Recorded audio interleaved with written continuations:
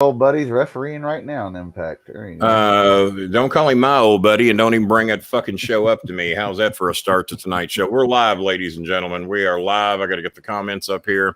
Also got to get a banner going telling you people how to donate on Cash App. If you have never donated on Cash App, and if you donate tonight with Pesci's big story going on here tonight, donate $5. We get 20 if you've never used Cash App before. Download the app. Use the code that you're about to see going below you here in just a moment. Is the code up yet? Where'd it go? We're at 80. There we go. Use that code that's scrolling below the screen. Starmaker Bolin with the $sign in front is my Cash App name. That puts us at about 80. What's that? That should start us off at 80. Oh, do we already have a donation? Yeah, $10. Well, Canadian. That's right. No, we're now -$4. We're -4. That wiped out the 80 we had. Canada 10. Yeah. Pesci Straight Jackets in the building. Well, the next name I want to see in here is Salty Bacon, because if you're both in here at the same time, both have badges, then you're off the hook. He could do that. Yeah. Otherwise, I know they're Salty Bacon. See, he's running 2 accounts. I've figured it out. Yeah, he's running 2 accounts. Yeah, you've done it. You've done it, Pesci. You've done. There it is. There's where on your kids' bacon, Brad? There's Salty Timer. And then there's Bacon Brad right there. He Bacon swears on Bacon Brad. That's good. Bacon Brad. Breaking Brad. Breaking Brad. Timer. Bacon Brad would be the incidents here. Bacon. No, you're running 2 accounts. We figured you out, man. We figured you out. Pesci figured it out. Wasn't me. Pesci figured it out. I am not going to be involved a lot in tonight's show because I want Pesci to be able to focus on what we're doing. I will sit back, watch the comments a little bit. I do want to open up with a couple of things right off the bat. Once again, we have received an offer from Banfield Hospital. There will be more coming on that once that offer has been what's the word I'm hunting for? Verified, documented, received. Once all that's happened, there will be more. The check clears. I will tell you this: they watch the show. Their executives watch the show. I don't know if they got employees that work there that watch this show, but they knew every word we said on this show, and they weren't real happy about it. Go figure. Who was that? Banfield Hospital, the people that we weren't real happy about their surgery and their customer relations with our dog Choco. Maybe you weren't around for those shows. So more on that later. Also, I'll be appearing at 11 o'clock in the morning on Sports Kita. Is that what it's called? Sports Kita? Might help if I learn who it is. Signed my contract early this morning. I'm not trying to rub it in anybody's face or not, but I looked at some of the other contracts, and I am apparently now the highest paid person on Sports Kita. So making more than Dutch. I don't think Dutch Mantel is going to like that too much, but we'll see how they got it. Now I can't give the amount, but they're paying me decently. It's not bad money. But I saw some of the other contracts because they sent me comparisons for my contract to make sure that I signed it, and I'm looking at it. I said, well, there's going to be some people pissed off tomorrow if we talk about this. So whatever. I expect to be the highest paid. I'm the one that showed them how to fucking make money. So the only bad thing is I can't cuss on that network. Oh, and I can't get. Well, you can say ass, damn, and hell. And they don't want anything political. What about Shiitake? Yeah, they don't want anything political. So nobody has officially paid for or do you think swearing matters around here, Timer Bacon? Do you think anybody Pesci last night must have told 31 lies to get out of one little tiny lie. 32. I don't believe anybody anymore. I don't think Pesci believes you for sure. Pesci's the one that was on to you. Pesci sniffed you out like a bloodhound. Pesci sniffed you out like I sniffed Pesci out. And then look at there, and I don't think Paco. Whoa, I don't think Paco believes him. Hold on. You hear that? We have possible immigrants attacking. No, it's a dog. It's a dog. Oh, okay. Pablo, come on, man. No, not tonight. Yeah. So I think everybody in here is on to the bacon timer, salty Brad. Everybody's on to it. Everybody's aware. And but we appreciate the 2 badges. Trust me, we do. But this is all Pesci. Pesci sniffed this whole thing out. Figured out you were both the same guy. He laid out a challenge. He says, "Isn't it funny that we never see Salty and Bacon and Mountain at the same time?" And now here they are. But I think Bob Hazelwood told me that he could, if he wanted to, run 10 accounts on all 10 devices at the same time and make it look like he's 10 different people. And I couldn't do it because I'm not that coordinated. Bob he would do it. Yeah, and here we go. C-word Gonzalez is already on this. If that works. Mango is reported to her employer. That is in not Saudi an immigrant. Arabia. That's a dog bite. So she's reported to her employer. I haven't heard much from them since they reported. I did send them some internet money so she could communicate with her kids. She only had 100 pesos left after all the fees and everything over there was paid. So we sent her some internet money so she could connect with her kids. I'm just terrified they're going to take away her cell phone. They've already took their passports. I'm not real happy about that. Phone, no. But what the fuck can I do about it? You know, I'm one guy in America, so we will do what we can. Hey, Pesci, you were mentioning earlier, do we have Crossroads treatment? Yes, we have. And Mountain Timer. I see Mountain Timer. I see what you're saying, and you swore on your kid's life. Bad. Never do that.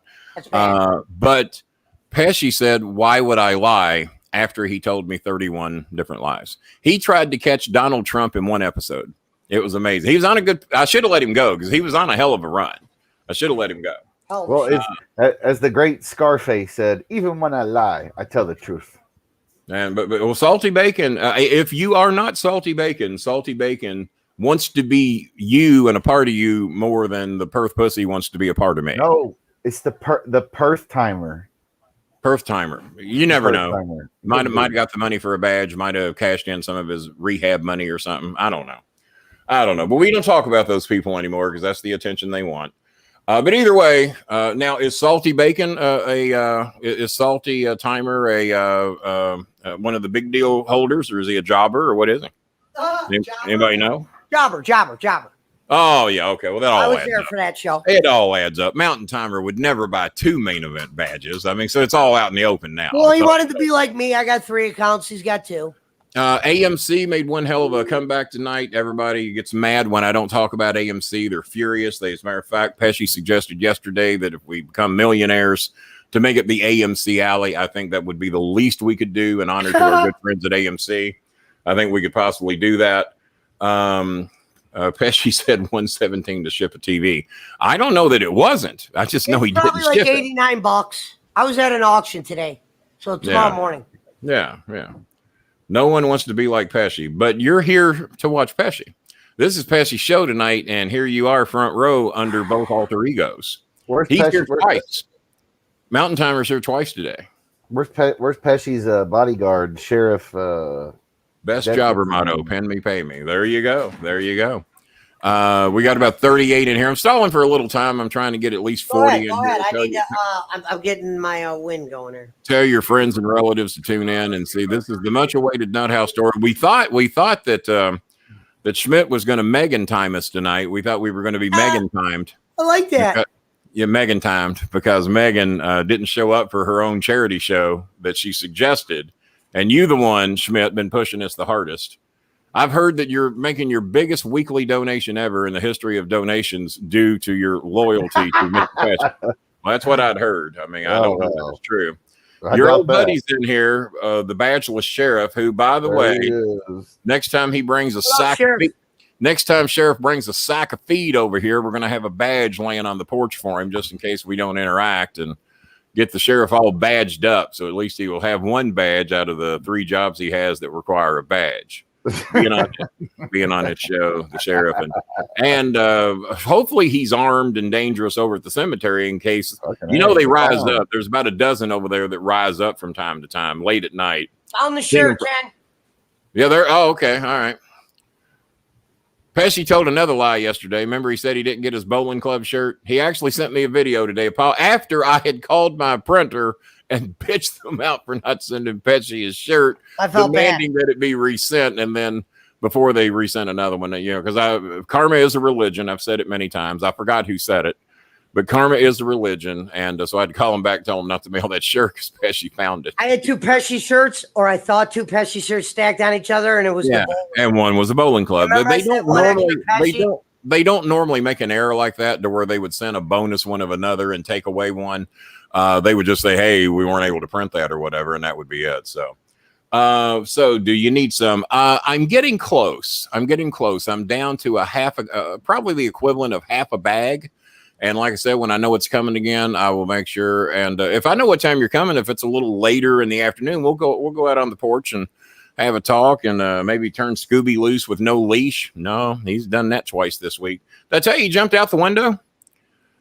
They put the new screens in. What did he see? The new screens in. He jumped out the window. I was sound asleep. I had the windows open for 3 or 4 days because I had my screens in for the first time in a year. I wake up. There's no Scooby. I look out the window. He's out in the yard playing. Don't know how long he's been out there. The neighbor's with him. The neighbor said he was in the backyard running circles, just going nuts because he never gets out on his own like that. Normally when he gets loose, it's 6 to 8 blocks to scour to try to find him. And then he runs from us because he thinks it's a game, and then he'll get so far and then he'll stop. And then when we get close, he runs again. But no, he was out in the backyard playing. So the neighbor scurries him to the front yard and he's yelling at the front window, Kenny, you know. God, man, I'm trying to sleep. Don't be yelling at my fucking windows. And then he comes to the bedroom window. Kenny. I look out the window. There's Scooby out in the rain playing with my neighbor, just having a good old time. Jumped out the window. He knocked the screen out of the window. So he saw something that motivated him to jump out the window. And I'm on the first floor, but it's still a little fall. You got to go into bushes and everything. But he did no damage to the screen other than to knock it out. But they put it in with tiny screws. They were barely going into the woods. So if he knocks it, look how proud he is of himself. Well, he's I think Sheriff asked you a question. Do you need some, Kenny? Yeah, I've already answered him. Yeah, I've already answered him. Yeah. Say Ross said he might have been could have been chasing the clown. That's a possibility. Yeah, maybe. Ross says, is Dustin Cotton's grandma going to be a future guest on the alley? I doubt that. Do me a favor. Do me a favor, because I've been aiming to unblock you. So if you will write down your Instagram handle, and then if Schmidt will send it to me in Messenger, because I ain't got anything to write it down with here. If he will send it to me in Messenger, I will make it a point after tonight's show to go unblock you. I will do that. I've been aiming to do it for a while, but I forgot what your handle is. I'm always smoking on Instagram, Sheriff, if that's what IG is. Yes, it's Instagram. Yeah, what's your name on Instagram, Sheriff? And I'll Sheriff. So Sheriff, post your Instagram handle, and then I will have Schmidt send it to me in my inbox, and we'll make sure to get that done. But the good news on AMC is that we rose up big time today. We didn't expect it. They might try to beat us back down tomorrow. We hear they desperately want to get us under $30.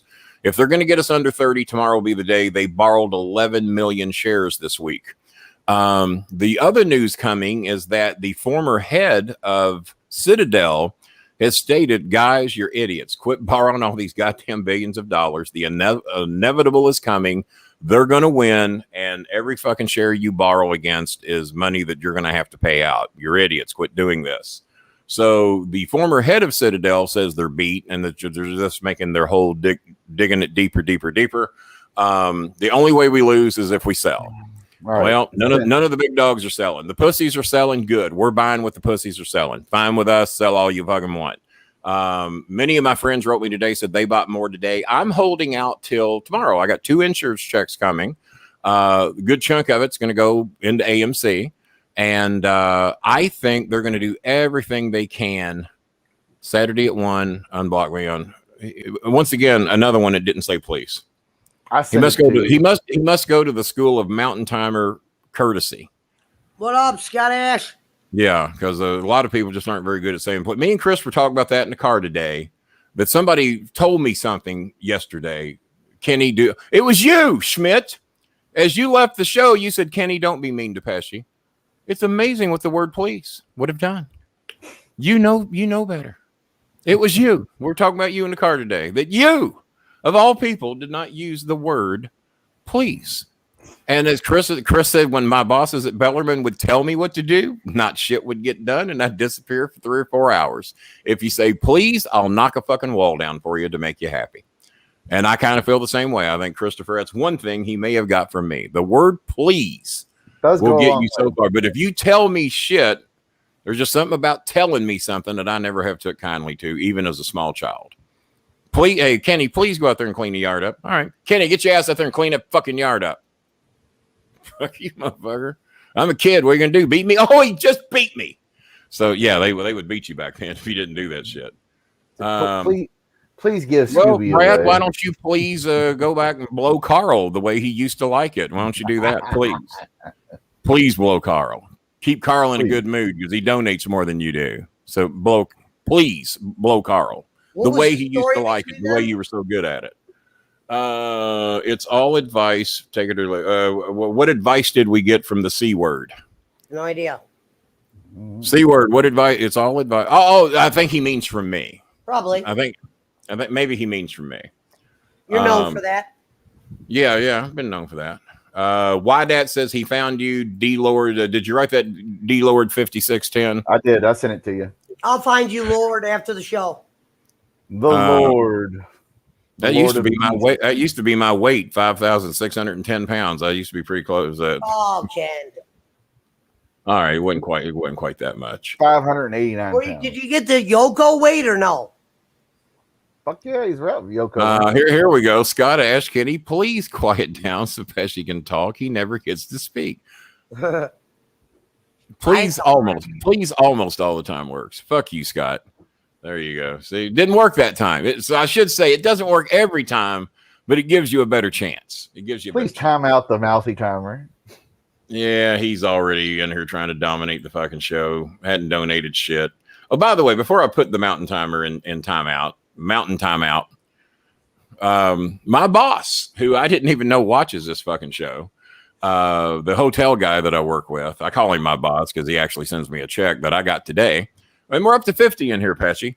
My boss says that he will pull what Bob Hazelwood did last night. My donations, Schmuck's donations, and Pesci's donations do not count.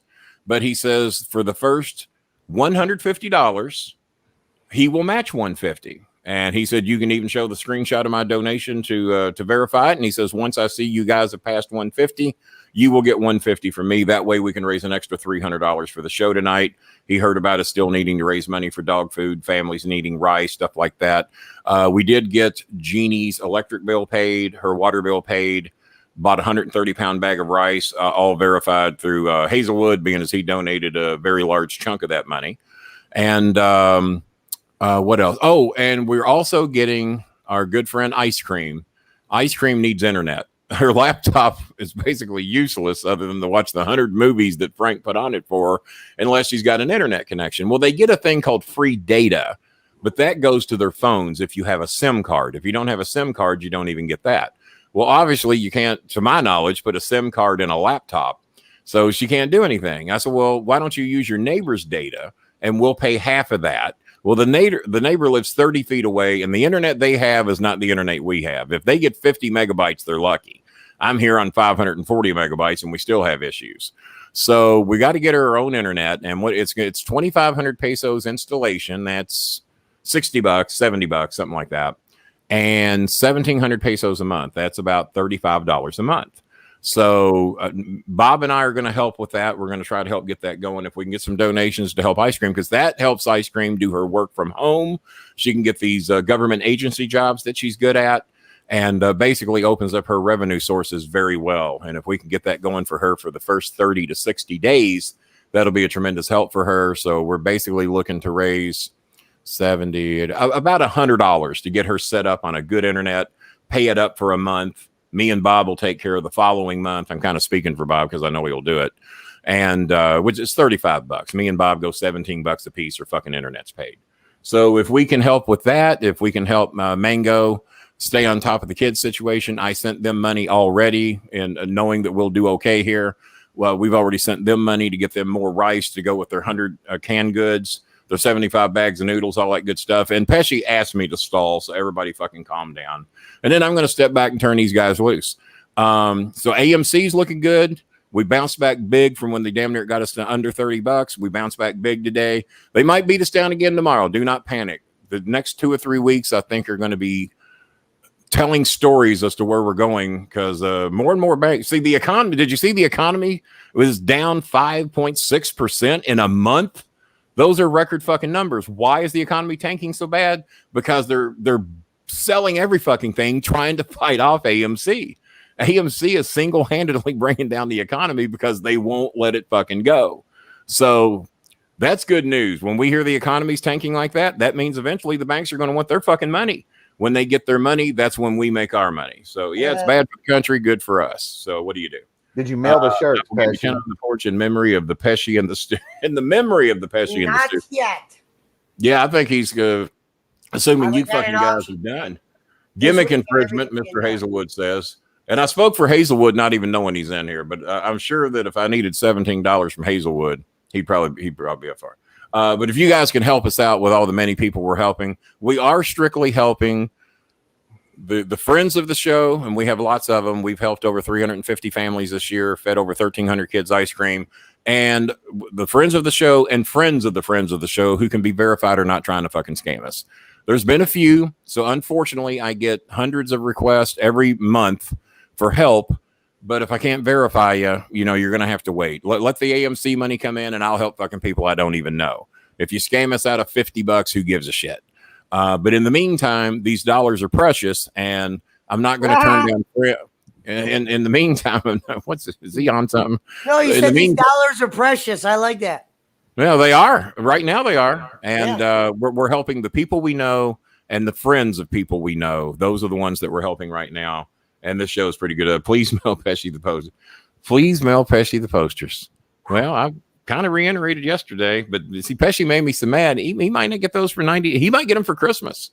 I don't know. Well, we'll see. I'll just take the posters. I like baiting it on my donuts. Montimer's so silly talking to his own self. At least I never talked to myself. That's right.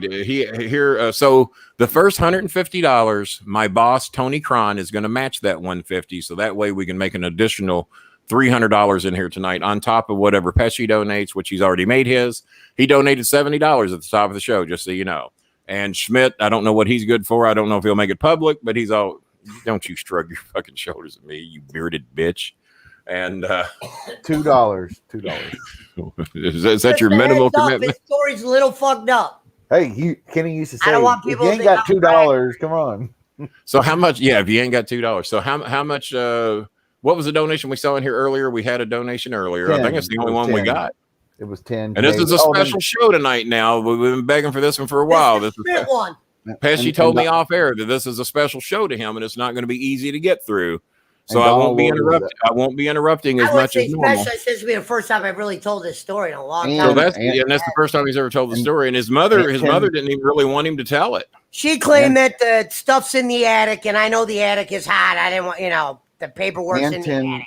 And 10 from Donald Lord. So well, no, there's names, Kenny, of the diseases, not disease, but their diagnosis. And I thought that would have been cool. Check PayPal. Kind of read. I get it. I get it. Maybe there would be some similarities to what they've noticed. So our countdown is to 150 to get my boss to match that 150, and I will show the screenshot tomorrow. Trust me, he ain't gonna fuck me, because then I get to fuck. Well, not in a good way, but I get to fuck him in a bad way where I don't book his hotels anymore. We got into an argument 2 weeks ago. I said, "Hey, you don't want me to book these fucking things? Say the word." Well, guess what? I'm still booking hotels. Don't big dog me. It doesn't work. Nor my son. So Ghost is in here. So donations are a little light early. Maybe you're wanting to build to this thing. We raise 150. 150. So there's 300 minimum right there, plus whatever the three of us do. Do I hear an echo? Pesci's on the phone. All right. Ross says check the PayPal. Oh, Ross. Well, Ross donated big yesterday, didn't he? I don't know. Sorry, Kenny. That was the guy from the auction. My partner. We only won one car today. Ross Bowler, off and running. Ross Bowler just donated $35. And let me make one other thing very clear. If you don't got it, don't do it. I mean, we're not that. I've never ever heard Cornette say that. Oh, there he goes talking about Cornette again. Well, I am. Jimmy will take a fucking nickel from a goddamn hobo if he can get it. I don't want to do that shit here. If you ain't got it, just write my inbox, just because many of you do. You'll explain your situation. I don't want money from you if you ain't got it. I mean, if you got a few extra bucks and you can help us help these people. My name's all over the chat. And if you enjoy these shows, 107. in a row. There's no one else that's done that. 107 live interactive shows, no preparation, no nothing. Doesn't duck anybody, just blocks disrespectful assholes. We do plenty of that. We're up to 60 in here, by the way. But if you ain't got it, don't worry about it. If you can afford $2.99 a month for a badge, at least that's a token of appreciation for what we do here. $6.99, you know, that's even a little better. And then, of course, we got some main eventers like Mountain Timer, Salty Bacon. Salty Bacon's a little jobber bitch.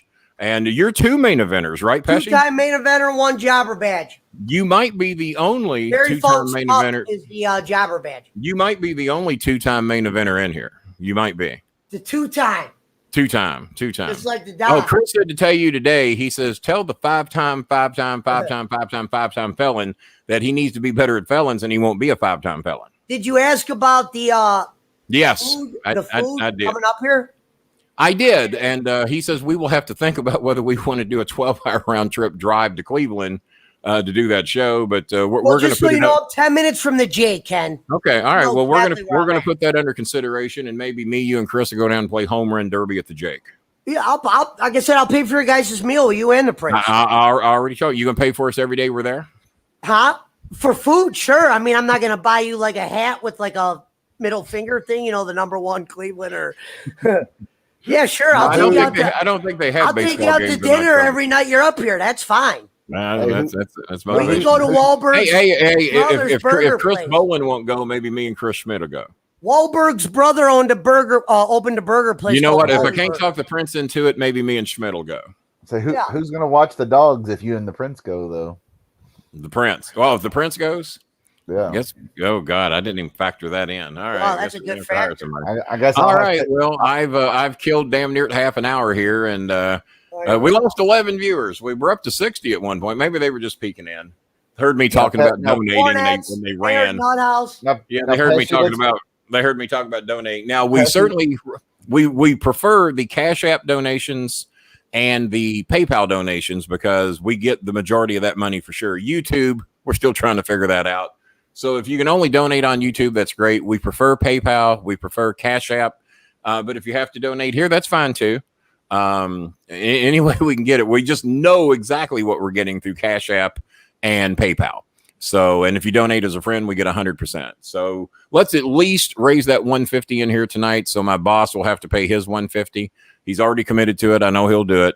And then whatever we do here. And if we can go above and beyond that, that'd be great. And if you all want, if the fans speak for it, I'm going to try to set up in the very near future another at least 8-hour podcast, maybe 12. I'm not real thrilled about those 12s. I'll do at least 8, maybe 12, and have a guest for each hour. Might be celebrity, might not be celebrity, but normally celebrity guest. And we'll do that again if we can get a commitment from the fans that we can raise $100 per hour and do that for a big time hit for charity. Huh? That's a lot of donuts. That's a lot of fucking hours. Yeah. No, we've done better. We made $1,500 in 3 hours one night. Yeah. I mean, we can certainly do it. And we'll do it at the first of the month when everybody's got their food stamps. We'll accept food stamp cards in the mail, shit like that. Are you laughing because it says jobbers love bacon? Jobbers, who knows what jobbers like. I haven't time out Salty. Hazelwood says maybe he'll go. Now, if he's going to go from San and fucking Antonio, Schmidt, I guess you'll have to come back here and watch the dogs if Hazelwood bumps you out. I'll pay for Hazelwood's food if he wants it. No, he'll pay for Hazelwood's food. And just added Texas Pete to the ghetto cheese people. Okay, EBT cards. I'll bring two cow home with me. Well, you want to bring the good one, ain't you? Nice. We'll have to figure that part of it out. But so far, wait a minute. Oh, I got breaking fucking news. Check your cash app. I got breaking news. I might have to cancel the show. Salty timer. I might have to cancel the show. You might have to do this show tomorrow. No, not Salty Timer. Oh. Mountain Timer with a $25 cash donation. I can't remember if Mountain Timer's donated, but if he used the code, then we'll get he'll get us $5 back. Yeah, he'll get 5 of it back if he used the code. Well, thank you, Mountain Timer. Never used Cash App before. It's probably not his first time use. I thought it was only if you never used it before. No. If you use the code, you get 5 back anyway. Okay. On one donation. You can't donate 5 every day and get 5 back. I'm still active for that then. I guess I'll have to do that. Yeah, you're still active for that. We'll do that. Yeah, We'll do that soon when I can focus. that would be good. Well, I'll read the comments. Yeah. Let's see. There's These aren't my nothing to phone. read. Hang on. These aren't my phone glasses. I got to work with this. For buy yourself a pizza since Pesci forgot. There you go. Pesci dropped the ball on the pizza. I didn't forget, Ken. You're waiting to pick it out. I thought Friday. Are you doing it Friday? I think Mountain's just trying to start some shit. That's what I think's going on. But well, thank you, Mountain Timer. It's very kind of you. I wasn't looking for that. That was the shock of the night. Should we cancel the show now and just do it tomorrow? There's King. There's Salty rumblings. Bacon. You're a badge member. Let's see your Cash App donation of even $5 measly. That's what I'm holding out for. We'll start the show when Salty Bacon makes a $5 Cash App donation. How's that? And he'll get us $5 back if he uses the code. And then we'll see what name lights up under Salty Bacon's donation. And then this mystery will be over. Yeah, and there's rumblings that Salty Bacon could be, you know who. Oh no, never. You really think that the PP has $3? Really? Yeah, you never know. That's the one movie he hasn't done yet. Is buy a badge. Bolin ever seen him buy a badge? You never know. Let's get that $5 either way. If it was him, that pussy had to pay to be a troll. So either way, we win. Okay. Either way, we win. Just saying. I'm Mountain Timer. Remember? Well, also now all of a sudden, Salty Baker's Mountain Timer. All of a sudden, yeah. All right. Well, we'll keep looking for that $5 donation from Salty Bacon. Measly $5, but that you get the $5 back. So actually, you're donating nothing. So let's see if that happens. Then we're going to be on to this Mountain Timer Salty Bacon controversy that's going on. Should we cancel this show and just do will the real Mountain Timer please stand up to tell the truth? Well, that's a show I can't have Pesci be a part of. To tell the truth. Knew Pesci would like that one. All right. Pesci, I was also going to donate with Cash App, but it's not available. Yep, no Cash App in Canada, the Philippines. Yeah, the UKs and the Philippines and Canada, Mexico, they don't have Cash App. That's apparently just an American thing. Yeah. And they have Gcash in the Philippines, but they don't have here. That's Mountain Timer. Look what Salty Bacon put. That's a Mountain Timer comment. I don't use Cash App. Well, it's very easy. Sorry. You download it like every other idiot motherfucker that ever lived. You download it, and being a first-time user, we get $20. So now you've basically opened yourself up to being a bitch, because now if you don't do it, you're a little bitch. Because if you open up the app, make a $5 donation, you get your $5 back. We get 20. So you can make a $20 donation. You can make a $20 donation. It costs you nothing. And there you go. So now the room will see you as a little bitch if you don't do that. You shouldn't have told us that you don't use Cash App, because now you can download it, set up your account, attach a bank card or a bank account. We assume you got one or the other because you have a badge, so you can't even lie about that now. There you go. So now we'll be waiting on your $20 donation, Salty. We'll be waiting. Salty Bacon is piss. Good guy. Who doesn't piss somebody off in this room is what I want to know. I can't believe that we all say just get along. Nobody wants us all to get along. Everybody hating everybody is the appeal of this show. It must be hard to keep switching. Now, Pesci, it probably is hard. It probably is hard. Now, Pesci, before we start this story, how old were you, Pesci, when this story is going to transcribe? Well, the good thing about telling this story is my immaturity in the story is, the age helps explain most of it. But 7th grade. So 6th, 7th grade. 12, 13. 13 to 15. I mean, this story extends a little bit. Well, I'm not going to make it super long, but I'm saying it extends. 12 to 14 years old. Okay. Because of the counseling was a court order of yours. And so Salty Bacon, for being a little smart ass and refusing to donate the $20, is now going to timeout. Thank you. And Schmidt said, like what Schmidt was saying, he said crossroads. What this story is about is pretty much me getting court ordered to go to a counseling place. And what I was court ordered to go there for, probably more avoidable. But the problem is, when I was younger, I had, not because he did like shit wrong to me, but I had a fear of my stepdad. So when I would get in trouble, even if the stuff was this, even when he would say, just tell me the truth and you won't get in trouble. You know, one of those kind of. No, he didn't do the whoop ass. Okay. I would actually prefer a spanking over isolation grounding. My stepdad was mean, especially as a drunk, and telling the truth didn't get you out of an ass whipping. No, you got an ass whipping regardless. Well, my dad did the spoon with the holes, but he said, you know what?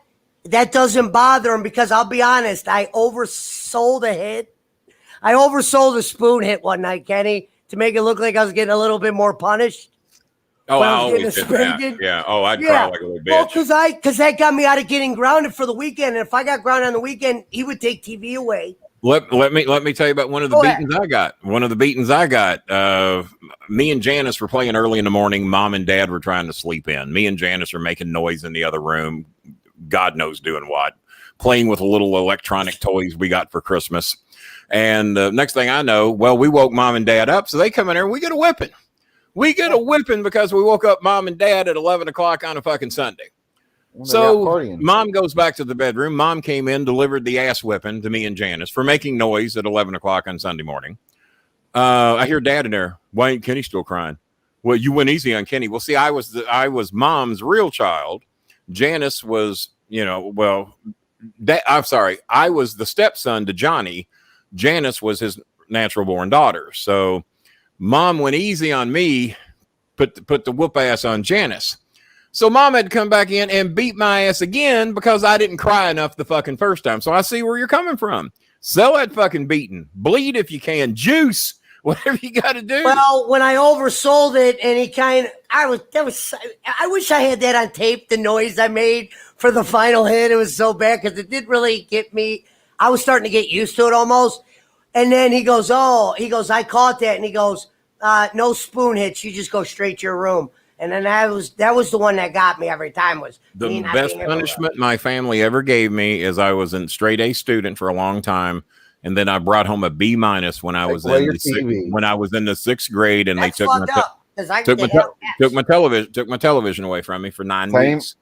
Bring home straight A's, you get your TV back. Same thing we did with Chris. We disciplined Chris by taking his video games away. Yeah. All right, you can't get your grades up. No, Chris never got a spanking his entire fucking life. I wanted to be the Dick Van Dyke father. You love your kid no matter how stupid the little fucker is, no matter how ignorant he is, no matter what stupid shit he does. You love your kid. Dick Van Dyke, and I actually wrote his Twitter page a few years ago and told him that he inspired me to be a better father. That my stepdad showed me what dad not to be. Dick Van Dyke showed me the dad to be. Rob Petrie was probably the dad I was trying to be, who loved his kid. Kid wasn't smart in school. Kid did stupid shit all the time. Every day the kid got a prize when Rob got home from work. And that's what I did with Chris. Every time I went to see Chris, he got a little something. Might not be much, but he got something, and he never was spanked a day in his life. Were you always a full custody guy, Ken? I don't mean to get off topic. Technically, no. We had joint custody, but he was with me 3-4 days a week regardless. And then many times he'd just come stay with me for months because he liked life better at my house than he did at his mother's, because I would cut him some slack. I'd give him a day off from school. With Mom, every day you got to go to school, no matter the fuck what. If you're sick, get up and go to school. We'd wake up some days, it'd be a Sunday morning. I said, you know what? We're going down to the river today. No school. So I think days off are good. Days off for me were good. If I got 10 paid days off at Humana, guess what I was taking every year? 10 fucking paid days off. None of those were going to the bank, man. None of those were going to the bank. And that's why the wrestling career was so easy in Louisville, is that, goddamn, I was off all the time. I had so much time to be with Chris. And not saying I'm fucking father of the year or father of the decade, but no, that's now, cool. now Chris sees it now. He sees what life other kids have. He knows he had it made. That's cool. Well, I got along with my real dad, but he moved when I was young. He kind of screwed up my mom's credit. Yeah, that was a lot of shit stepdads do that. That was back in the 90s. No, my stepdad did do that. I'm saying my real dad screwed up my mom's credit. She was a co-signer for him, and my stepdad's the one that cleared her credit up. You ought to hear the. My stepdad was always better for my mom, and my grandma taught me that when I was younger. She's like, you and him are probably going to butt heads, but always remember it's more important for your mom for him to be around because of the support. Mm-hmm. So anyway, but when they take away your TV and shit, man, it's like you can't watch cartoons or wrestling on Wave 3. You're fucked. Well, me was baseball, basketball, football, and of course wrestling was on once on Saturday. So, but Dad was a wrestling fan, so I could come down and watch the console TV and get my wrestling. But Dad hated baseball, basketball, and football. So for 9 weeks, until I found that extension cord in the junkyard. I bet you can't even remember where he was on this date. One of my punishments was Dallas Cowboys Super Bowl in the 90s. I had to miss the first half, and I think it was when they were going against the Steelers. Yeah, I do remember that game. One? I do remember that game. That was just when football was set. Neil O'Donnell gifted. But if they really wanted to fuck with you, you would have had to miss the second half. Yeah, exactly. Get to watch the first half. Now you don't have to. I remember that game because Neil O'Donnell gift wrapped like 3 interceptions to Larry Brown, the MVP, Dallas's cornerback, who got a huge contract and never did shit after that game. Yeah. Now, what was his name? Larry Brown. Larry Brown. I don't even remember that name. My God. Okay. Elephant baby. Yeah. You're growing a trunk too, by the way. This first part's gonna throw people right off loop. Okay, so I was started off Pesci. Well, the room seems to be more concerned about arguing which MWO, HWO, PWO is worse. That seems to be the focus of the room. I need both of those groups on fire. That's why that fire was in my video. I was loving my Alzheimer's had on fire and Jake's HWO logos. And whether or not the salty bacon is actually PP or not. I don't even care about that. Yeah. But anyway, Pesci, Bank accounts was last month, Brad. You know what I mean? When fucking Jerry Jarrett was here or whatever. I always say the wrong name. But that's always hang on. That's obviously not true because you're here and you've already donated $25. That's not true. You know we've been fucking waiting. And grammatically, it should be you could care less. No, it's I could not. Yeah, that would be the correct way. Thank you, Mr. English. You're gonna learn why my fucking life's pretty much fucked up.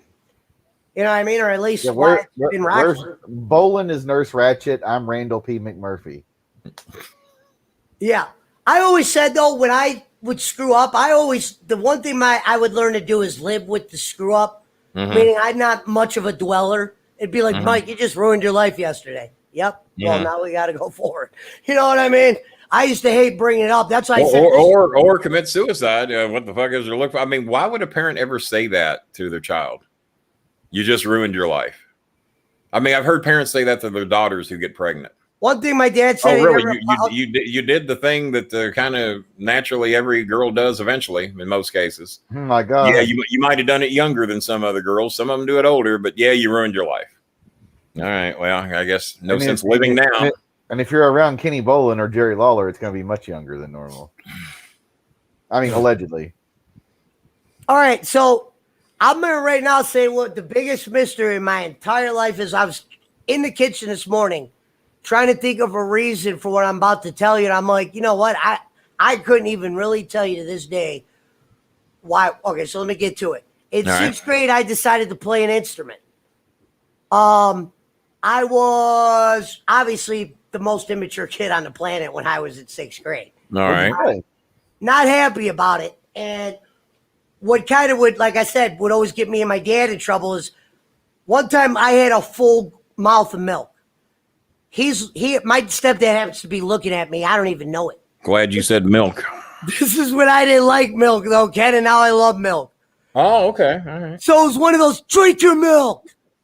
You know, I think my stepdad's biggest problem was he was trying to raise me just like his dad did. Mm-hmm. And I don't think you always got to. It's where a lot of stepdads fuck up at. Yeah, and I understand like his methods. Because that's what my stepdad did. He tried to raise me the way he was raised. Well, my life's fucked up, so yours is going to be too. Well, I told a lie once, and my punishment was he took all the video games, took me out of karate, scouts, and a couple other activities I was in, and I never got put back in them. Football, my TV was taken from my room. What my dad was doing was he thought, like in his family, when somebody would get in trouble once and you would severely punish a kid like that, they would learn. So what happened was my dad fucking took everything away from me, punishment one. And you still weren't learning. I never fucking got none of that shit back, Ken. I'm thinking about it. I never got football back. I'm not saying I was good, but that would at least got me in shape. You know what I mean? Just like, because it was Pee-wee. It wasn't like I said, 7th grade, I wasn't no athlete. Yeah, baseball, basketball, and wrestling and football saved and karate me. and Boy Scouts. That was a lot of activities where I was walking. I didn't do either of those. Well, also Chris was big in martial arts. He loved it. I had no desire to do it. Well, I liked Scouts because it got me away from my mom and dad, and kids used to buy cigarettes. And the only reason I did amateur wrestling in school is because I wanted to prove that pro wrestling was real. And if I say I can beat you pro wrestling style, I can also beat you amateur style. And I was very proud of my 212-0 record in amateur wrestling. I didn't give a fuck what happened in pro wrestling because we're already told how that's going to go. But you don't when it's amateur, so that was the main reason. I didn't like amateur wrestling. I just wanted to prove that I was good at it, and that if I could beat you in a fake match, I can beat you in a real match. That was, and I know the shooters feel that way too. The shooters take great pride. Yeah, you might beat me in this fake shit. Shooter as in shoot wrestlers, the ones who can really take your fucking Undertaker's known as a shooter. Ken Shamrock, a shooter. Dan Severin, a shooter. Not to my knowledge, they weren't playing dice. Was AJ Styles a shooter then? Kenny? Yeah, Hazelwood has brought up a good point. He's brought up a good point. But he's touching a lot of it. Well, that's the wrong fucking one. He's bringing up a lot of good points that my life paralleled with. So if it parallels with it, trust me, I've already seen your all's attention span in this room. You're not going to pay any fucking attention anyway. So I'll add what I can, and hopefully somebody will fucking listen to what's going on the show. Thank you. All right. Go ahead. Okay. So I was at the instrument part, correct? Mm-hmm. Yeah. Okay. So I started in 6th grade. I decided to play an instrument. Now, here's the biggest mystery of my fucking life. The instrument that I chose to play. Before I say it, King, we're going to give you 3 cracks. Schmidt, we're going to give you 3 cracks. All right. The instrument that Joe Pesci started to play, I'm not going to say if anybody's right. King, say the 3 you would say. The 3 I would think you would play? Yes. I would say the flute. You don't strike me as a drummer, because you said an instrument. Most people don't refer to drums as an instrument. So I would say the flute, the saxophone, or the trombone. Schmidt, did I tell you? If you remember me telling you, then don't say it. I don't think you did. I would say tuba would have been my 4th pick. Because I would say drums, because a lot of ADD people like him can play the drums, because it's all different. Yeah, but I never hear anybody call that an instrument. Say 2 other ones as well. That's why I didn't go there. Drums, piano, saxophone. None of them were labeled, but I'll tell you why Schmidt was kind of close. Mm-hmm. If I could do it all over again, my fucking ass definitely would have picked the fucking drums. Yeah, well, I wanted to be a drummer. Never did do it. Didn't have the money to have drums. To this day, I'm going to tell you the instrument. You're going to be surprised.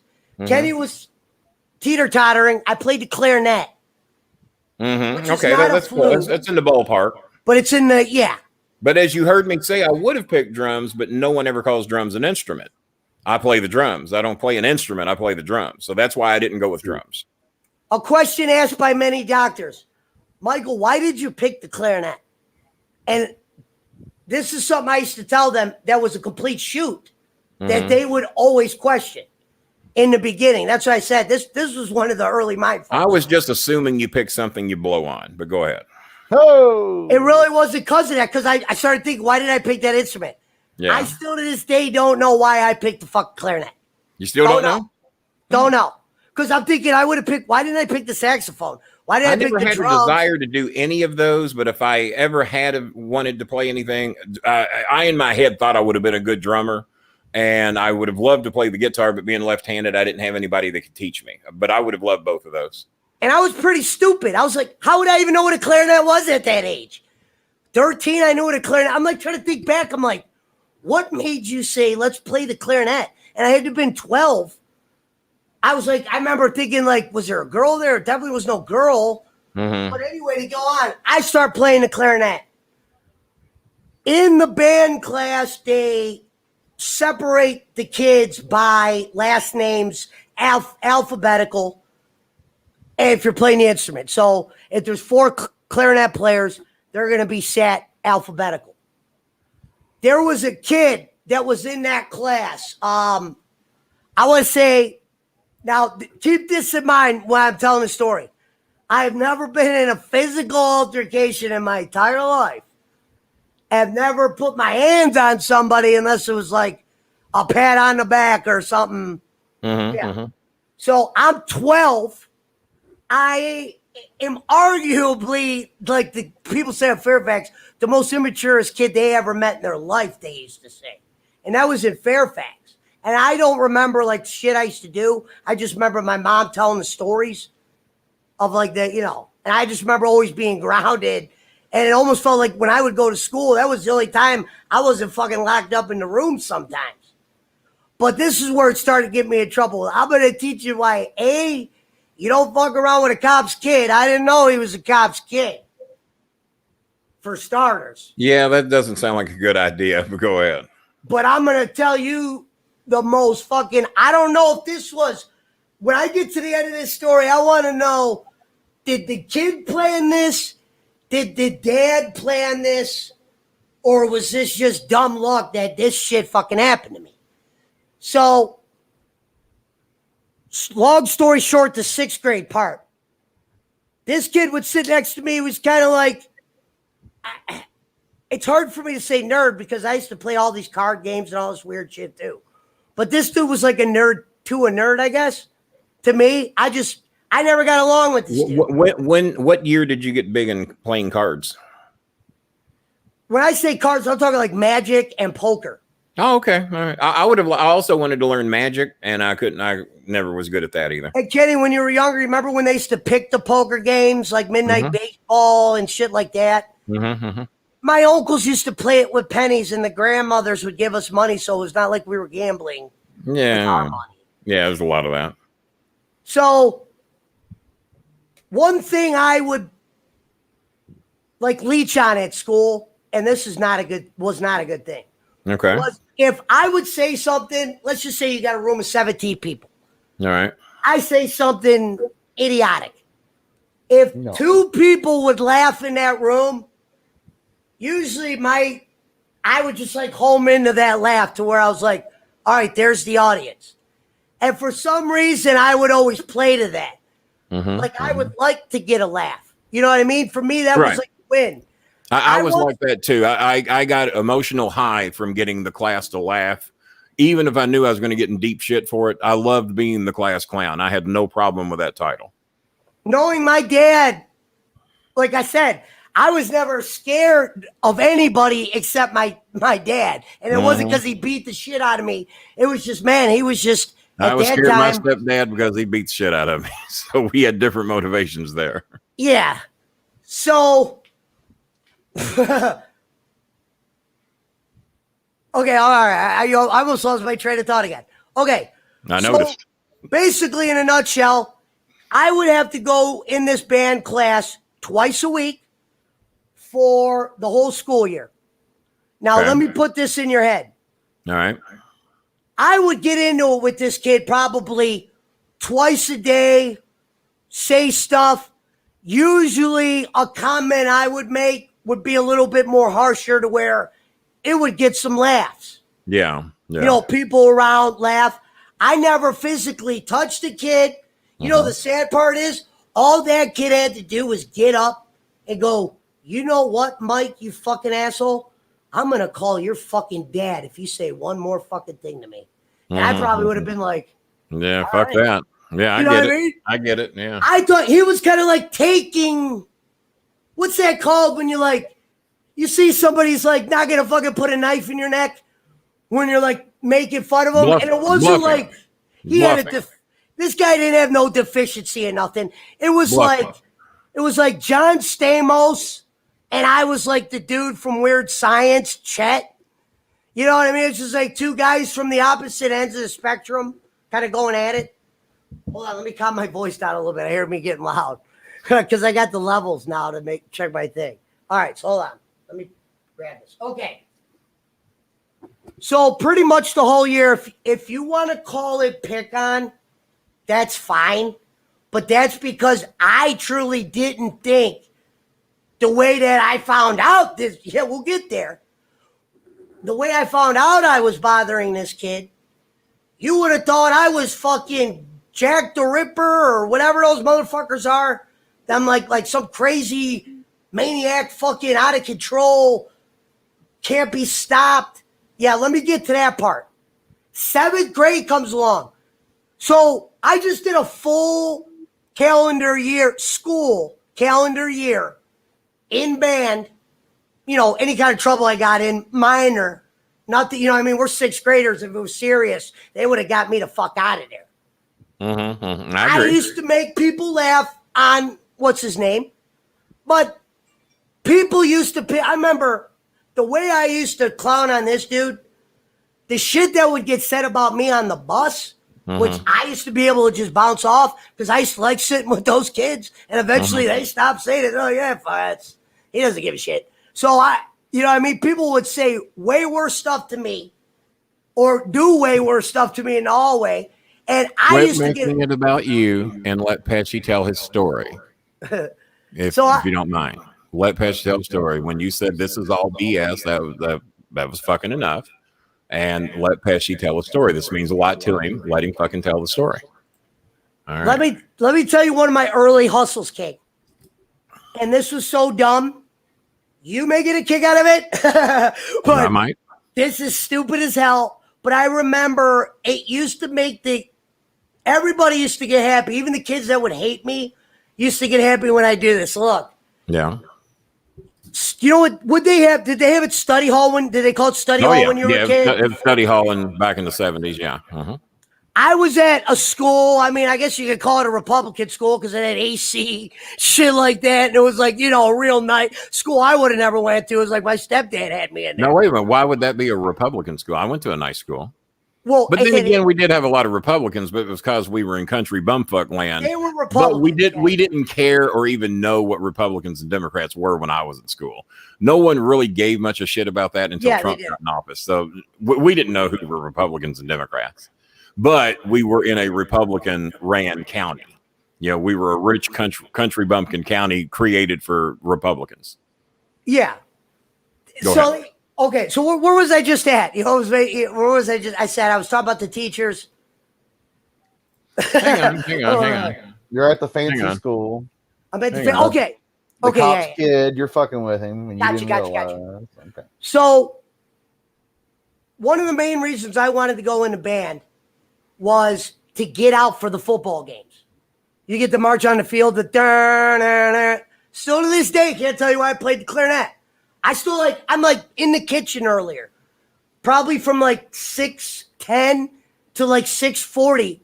I remember I was like, there's not even like a story I would just make up because I kind of would like to know why the fuck I picked this instrument too. So when I was picking on him, and let me be clear about something. One of the things I would do with the clarinet when I would make comments or whatever is the clarinet isn't, you know, you'd have to Google it if you don't know what to Google, you know. Mm-hmm. Billy Madison used to do the bull ride. You remember what the bull ride was where you get on and you do the... Yeah. I wasn't a Billy Madison fan, but I remember, yeah. Well, I didn't do the bull ride exactly. Mm-hmm. I did some inappropriate gestures probably on a daily basis for laughs with my clarinet. So the clarinet was an extension of his member, as you. I would have beat his ass if I saw him do that. Keep in mind, just so you know, nobody came up to me and told me to stop for the 6th grade year. Mm-hmm. Let me tell you, that's some bad teachers right there. Now I don't know as a 6th grade student. Then again, I was normally looking for a little trouble about 5th grade, I think. So, no, it was the teachers needed to make sure you didn't do that. Yeah, but my picking on, like they eventually called it, wasn't as heavy as you would think, Kenny. Like, how can a kid that's 6, I don't want to say 6 feet, on his way to being 6 feet. Think about me in 6th grade and how short I am. Right. This is the guy that if I was not a fighter, if he would have came up to me and said, "Oh, I'm gonna beat your ass," I wouldn't have hit him. Yeah. You know what I mean? I just thought this is just some guy who could take the, you had guys you could kind of ball bust. I was one. I didn't go fucking tell my dad when people were saying about me. Right. I just was like, yeah, I know eventually I probably end up cool with him. But okay. Well, this is where we're going to slow it up just a bit because I tied up the first half hour of the show, creating warm up. We're now another half hour in, and we are still nowhere near the NutHouse story. So we're going to have to pick up the pace a little bit, and let's get closer to the NutHouse. We're close. It's not like As long as we're close, keep going. yeah, this ain't a quick story, Cat. This is a little bit severe. People got to know what happened. All right. Okay, so you're picking on the cop's kid that you don't know his dad's a cop. Yeah, I'm trying to get you a time frame because it's about to fucking kick into 3rd gear. All right. Okay. 8th grade comes along. School year starts at September. I've been in band for 364 days at that point, twice a week, with that schmuck in the room. His name was Dan Lee. My name was Mike Lurie. The L's made us sit next to each other. Okay. Let me ask you this. If I was bothering you to the point where it was making you think, it was changing your day, it was Blasian, why the fuck halfway through 6th grade did a teacher or not anybody come out to me and say, look, these two got to be separated. You don't watch your mouth. You're effed. Obviously, they wouldn't have said that. Right. But none of that was said. I just thought, fuck, man, I got me a fucking bink. You know what I mean? 8th grade approaches. Same jokes. Dick jokes with the clarinet. Weird shit. Weird. I never thought of making a dick joke in the 6th grade, so we were in different places. Well, the clarinet looks like a dick, and I would do the jack. See, I don't see that, but okay. I watched Billy Madison. I don't think the clarinet looked anything like a dick, and I never saw Billy Madison, so watch Billy Madison. You might get a little snivel. You might have motivated me to never watch Billy Madison. I can't believe you don't know what the bull ride is. You not know really. What it was, Kenny. I haven't seen the movie, so I don't know how I would. Go watch it. It's his best movie he ever did, probably. He didn't invent it. But anyway, if that's his best movie, then I'm disappointed. But go ahead. Okay, so it doesn't sound like anything I would care to see. So this when the mental health doctor comes into play, and I didn't even know what a mental health doctor was. I get called down to the office. This was not a fucking abnormal thing. Getting called down to the office. Do I look scared? And they would have me talk about talk to somebody I would think is a doctor or, hi, Michael, I'm a counselor. They'd be kind of like, remember when they started calling the counselors doctor? Right. And you would just call them by their name and they're like, call me doctor, please. And you'd be like, fuck you. You know what I mean? So a thing that I used to get a kick out of is if you didn't know me, I would maybe just play a random character. Okay. For my amusement, just to see how you would act. See, you still do that. I noticed you on your phone calls. And what language were you speaking into who when we went pre-live? I didn't even know you were listening to that. Yeah, I was listening. That is my uncle that actually comes on the show under Macho Man Randy Savage. Oh, okay, all right. What up, Roman? You're speaking a little bit of Italian then, I guess. Yes. Because I noticed you kept mixing in both. A little bit of both. Yeah, because some words I'm not is good with. I got you. All right. Yeah, far from a full good speaker. Well, good. So there's two of us. There's Eric Roman. What up, Roman? I did see Happy Gilmore. I did see that. So only because Bob Barker was in it. I'm called down by the mental health doctor. I get called in. I sit down. I know she's outside talking to the lady. I could hear her. When she gets done talking to the lady, what does my fucking immature dumbass do? I don't remember the words I said. I just know I said 4 random words. Right when she got done talking. It was a planned 4 words. She got done. I said 4 words. I knew she'd hear the 4 words. Come in. Michael, who are you talking to? I remember in my head, I wanted to say Q. Just say the word Q. Just because I was almost on cue. So she sat down. I said, don't worry about that. When she was started to question me about, serious stuff, she didn't really explain, hey, just so you know, I got a pen that if I write 4 words down, they'll come in here and typhoon kick you in the neck and bring you to fucking Rubbersville. You know what I mean? I didn't know that. I didn't know the power these doctors had. I thought I was just being seen by a random head doctor to make sure I wasn't like beyond cuckoo.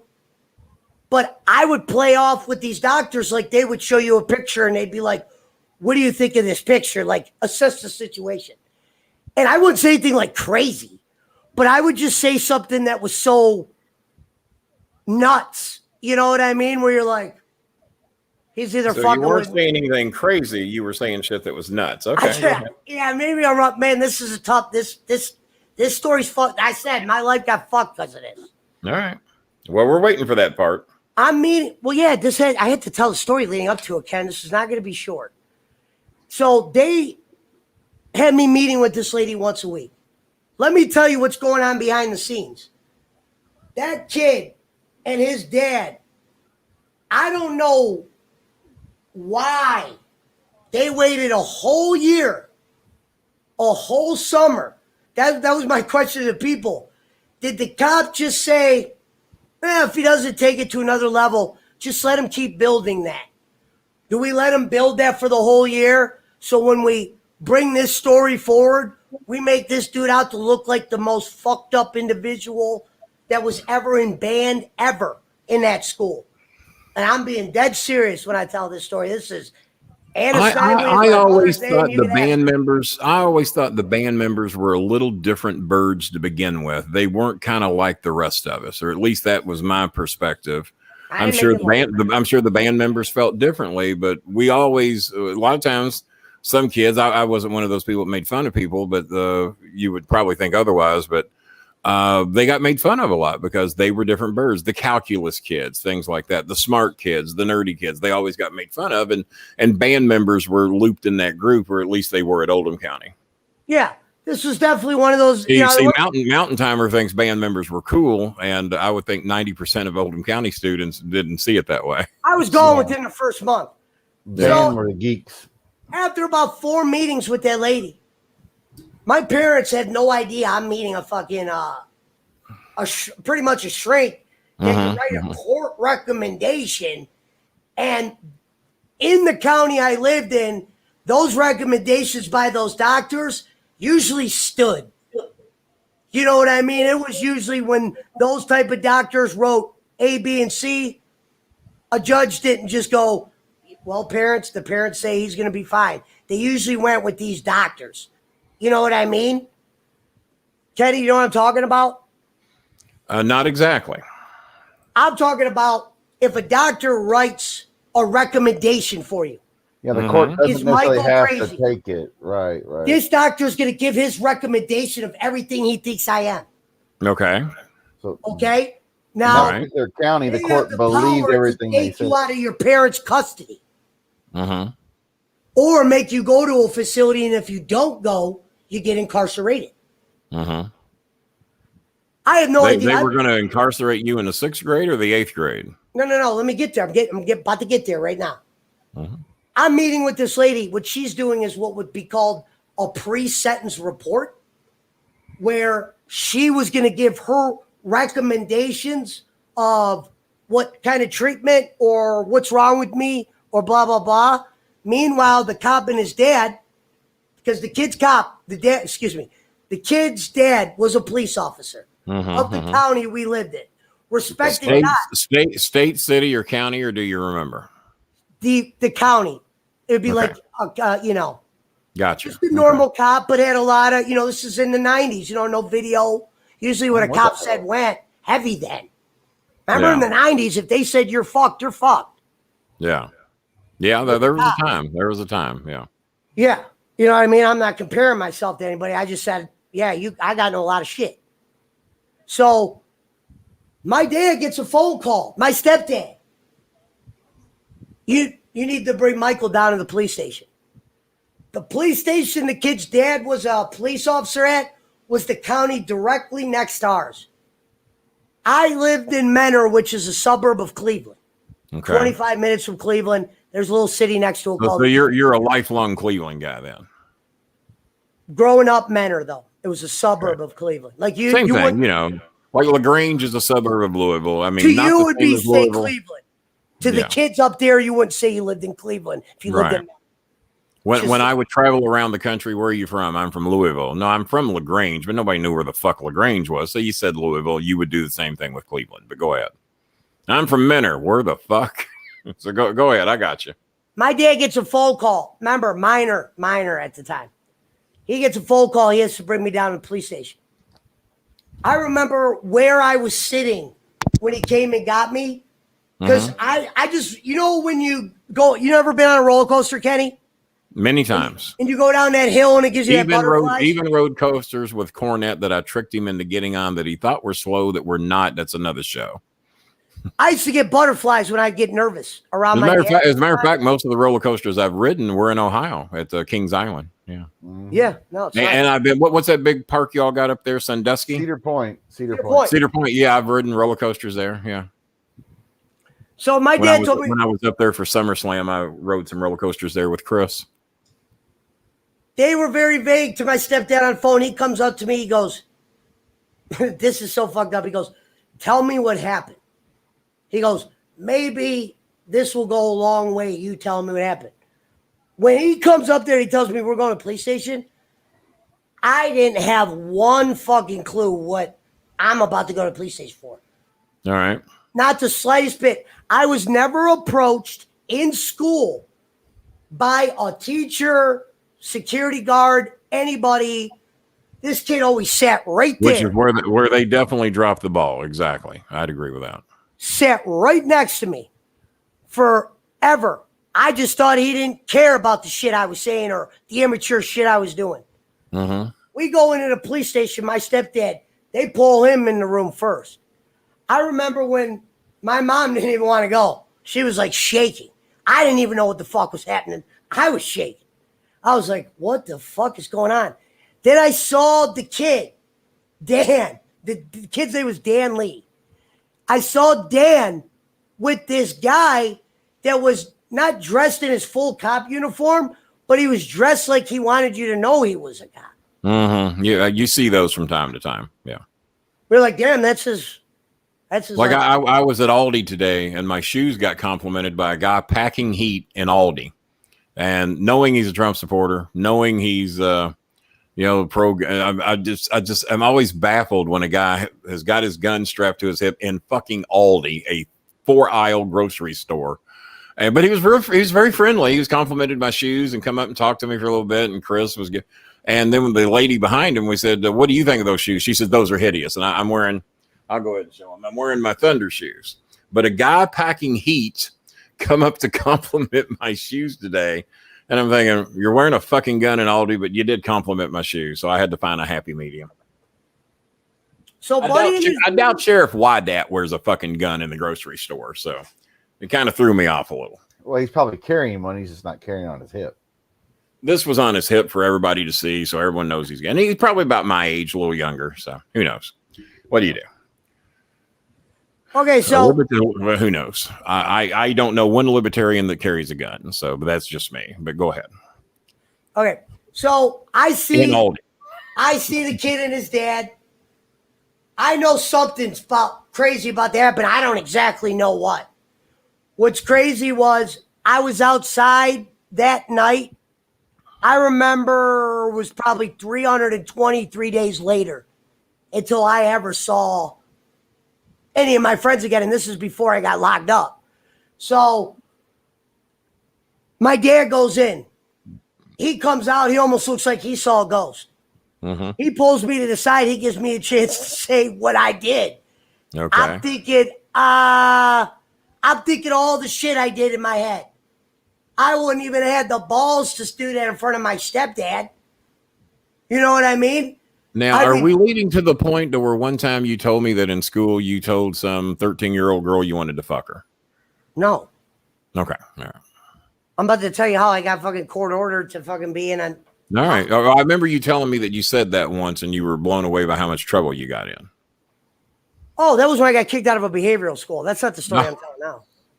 God forbid. I said I was a fucking teacher's daughter, and he goes, I can't work there. He's a Christian. I can't work around that kid knowing he said that. So he's got to go or I got to go. And it was a behavioral school. All right. But I'm in there. My dad's giving me a chance. That seems to be some good advice. I would go along with that. Go ahead. The kid and his dad basically sold to this police station that I have been verbally, sexually abusing this. What's a harassment? What was that? I don't remember the term, but it was like sexual harassment or whatever when you're shouting, because I never touched him. Yeah. Ever. Well, it's like Governor Cuomo in New York. He's being accused by several women of sexual harassment, which is different, where Trump has 43 women that have accused him of sexual assault. They're both not good, but one's a little more serious than the other. But go ahead. Whatever's verbal. Now, this is what got me. That if you're making a clarinet look like a dick and you're intimidating this guy with it, that would fall under the terms of sexual harassment. Yeah. Not all the jokes were directed to him. Because he was next to me, he acted like everything was directed to him. I could say up here, honestly, a lot of the dick jokes were directed at you, jackass, because I didn't really need him in that. But see, you and I are definitely in two different places in the 6th grade, because I don't know that a dick joke was ever uttered by anyone until I got like 9th or 10th grade. I'm not only me or anyone else, maybe 10th or 11th grade. But I don't know where this came for you in the 6th grade that you would do this. So a lot of people it's definitely not normal behavior. Kids were shitting in the locker room. But see, that didn't happen in Oldham County. Not one time in the 6 years I was there. Like a gym short, and they would no. That's a fucked up situation. There's All right. Well, you had some people not setting good examples, so we got that going. I told you, Kenny, this is a fucked up story. I'm not going to look like no hero. Fucked up school. No dick jokes at my school until 10th grade, maybe. No one ever slung shit or shit in the locker room. Not once, not ever. So, yeah, we come from two different environments, but go ahead. So my dad's trying to talk to me about this. He almost looks shocked when they start reading off. Like, this kid starts reading off stuff that has, like, hampered him. I don't know if this kid started getting bad grades. The fourth white woman. Oh. I don't know if this kid was getting bad grades, and he's like, you know what? I'm just going to blame that motherfucker. Or did the cop say, no one's going to pick on my kid. We're going to make sure we fucking bury that son of a bitch. So, I'm being fucking charged for basically harassment of a kid that's on his way to being 6'5". I think by the time we were seniors. I remember I was scared to look his way after this. Did I miss something? Did you try to put a clarinet in his mouth, or is he just having some fun? No, stop saying that. It's my best friend, Eric. Maybe Eric knows the true version of the story you're not telling. Let's bring him on. My stool. Maybe it was his shit you were slinging. I don't know. I put it in my mouth, Roman. I didn't touch him. He was like one of those. And I didn't like it. Thank you, Eric Roman, for having a badge. We greatly appreciate it. Yeah, always had. Whoa. 60 people in here. We're gaining viewers. Go ahead. So my stepdad, who has already had a rocky relationship with me because of my lies up to that point, has to have a conversation where I'm actually going to be serious, but I can understand today why believing me would have been super hard for him at that time. Because a lot of behavior I did was never in front of him. Like he would always say, I wish you would do this shit in front of me. Yeah. You know what I mean? And I he got don't say to the teachers, he don't play that talk back shit with me. Yeah, right. So my parents are trying, this is when the NutHouse shit comes into play. My parents are trying to have a conversation with me like they might think I'm this fucking, I was targeting this dude that every joke I said, this kid made it sound like it was directed to him, where he told the most somberest story in the world, that if you were wearing glasses, Kenneth, you would have took your glasses off like, what am I looking at? You know what I mean? Because you heard this kid speaking in front of that police station where his fucking word was already gold because of holding a badge in 93. You know, it wasn't like social media, just something that's behind the doors and A, B, and C is checked off. Yeah, he's going to pay for this. I'm looking at court. My dad gets a doctor. He actually hires, a lawyer. He actually hired a doctor too, on top of the doctor they had me seeing. This I find funny, which is not funny. This is just how fucked up I was when I was a kid. All right. All right. I'm not proud of this, so please do not hate me after I say this next couple minutes. All right, go ahead. So, Finally, we're getting to the meat of the story. Here we go. Yeah, but you had to tell the premise. All right, we got the fucking picture. Keep the story going. Okay. I was going to 2 doctors, and my Looney Tune ass, even though shit was serious at this point, was still getting a kick out of playing 2 different characters with the doctor. The one doctor would say, I got to know who you're talking. I'm sorry about this. I got to know who you're talking to, Michael. And I remember I had the straightest face. Like I was just sitting there mute looking at this doctor when she's like, I got to know who you're talking to. Like she started getting like really loud. I'm trying not to laugh because I know it's bugging her and I'm not talking to nobody. You better not. That's why I learned you don't do shit like that around a motherfucker who's got one of them yellow pens or whatever that shit was. I remember with yellow pad, I think you mean. Yeah. And the color of the pen doesn't normally factor into it, but the yellow pad, I got you. I couldn't tell you what I said. That's why I got to get these journals. But this guy wrote a report. The other doctor wrote a report. Day of the court. I'm going in front of the court. I remember it felt like I was on a constant roller coaster. I couldn't feel my stomach. I had no clue what is about to take place. Like, no idea. This is now, 12th grade court, obviously. Their detention centers were easy. My parents didn't know what those were. So they looked at it like me going to DH would have been serious. We got to do whatever we can to get him out of DH. So you shoot for treatment. But this is when this story takes a very serious turn. Both doctors go up. The judge goes, I remember this guy's name's Mr. Weaver, Painesville Court. He says, doctors, I need to hear both of your assessments. I get a kick out of this because it's like 28 years later. And I remember the first doctor gave his assessment, and then the other doctor gave his fucking assessment.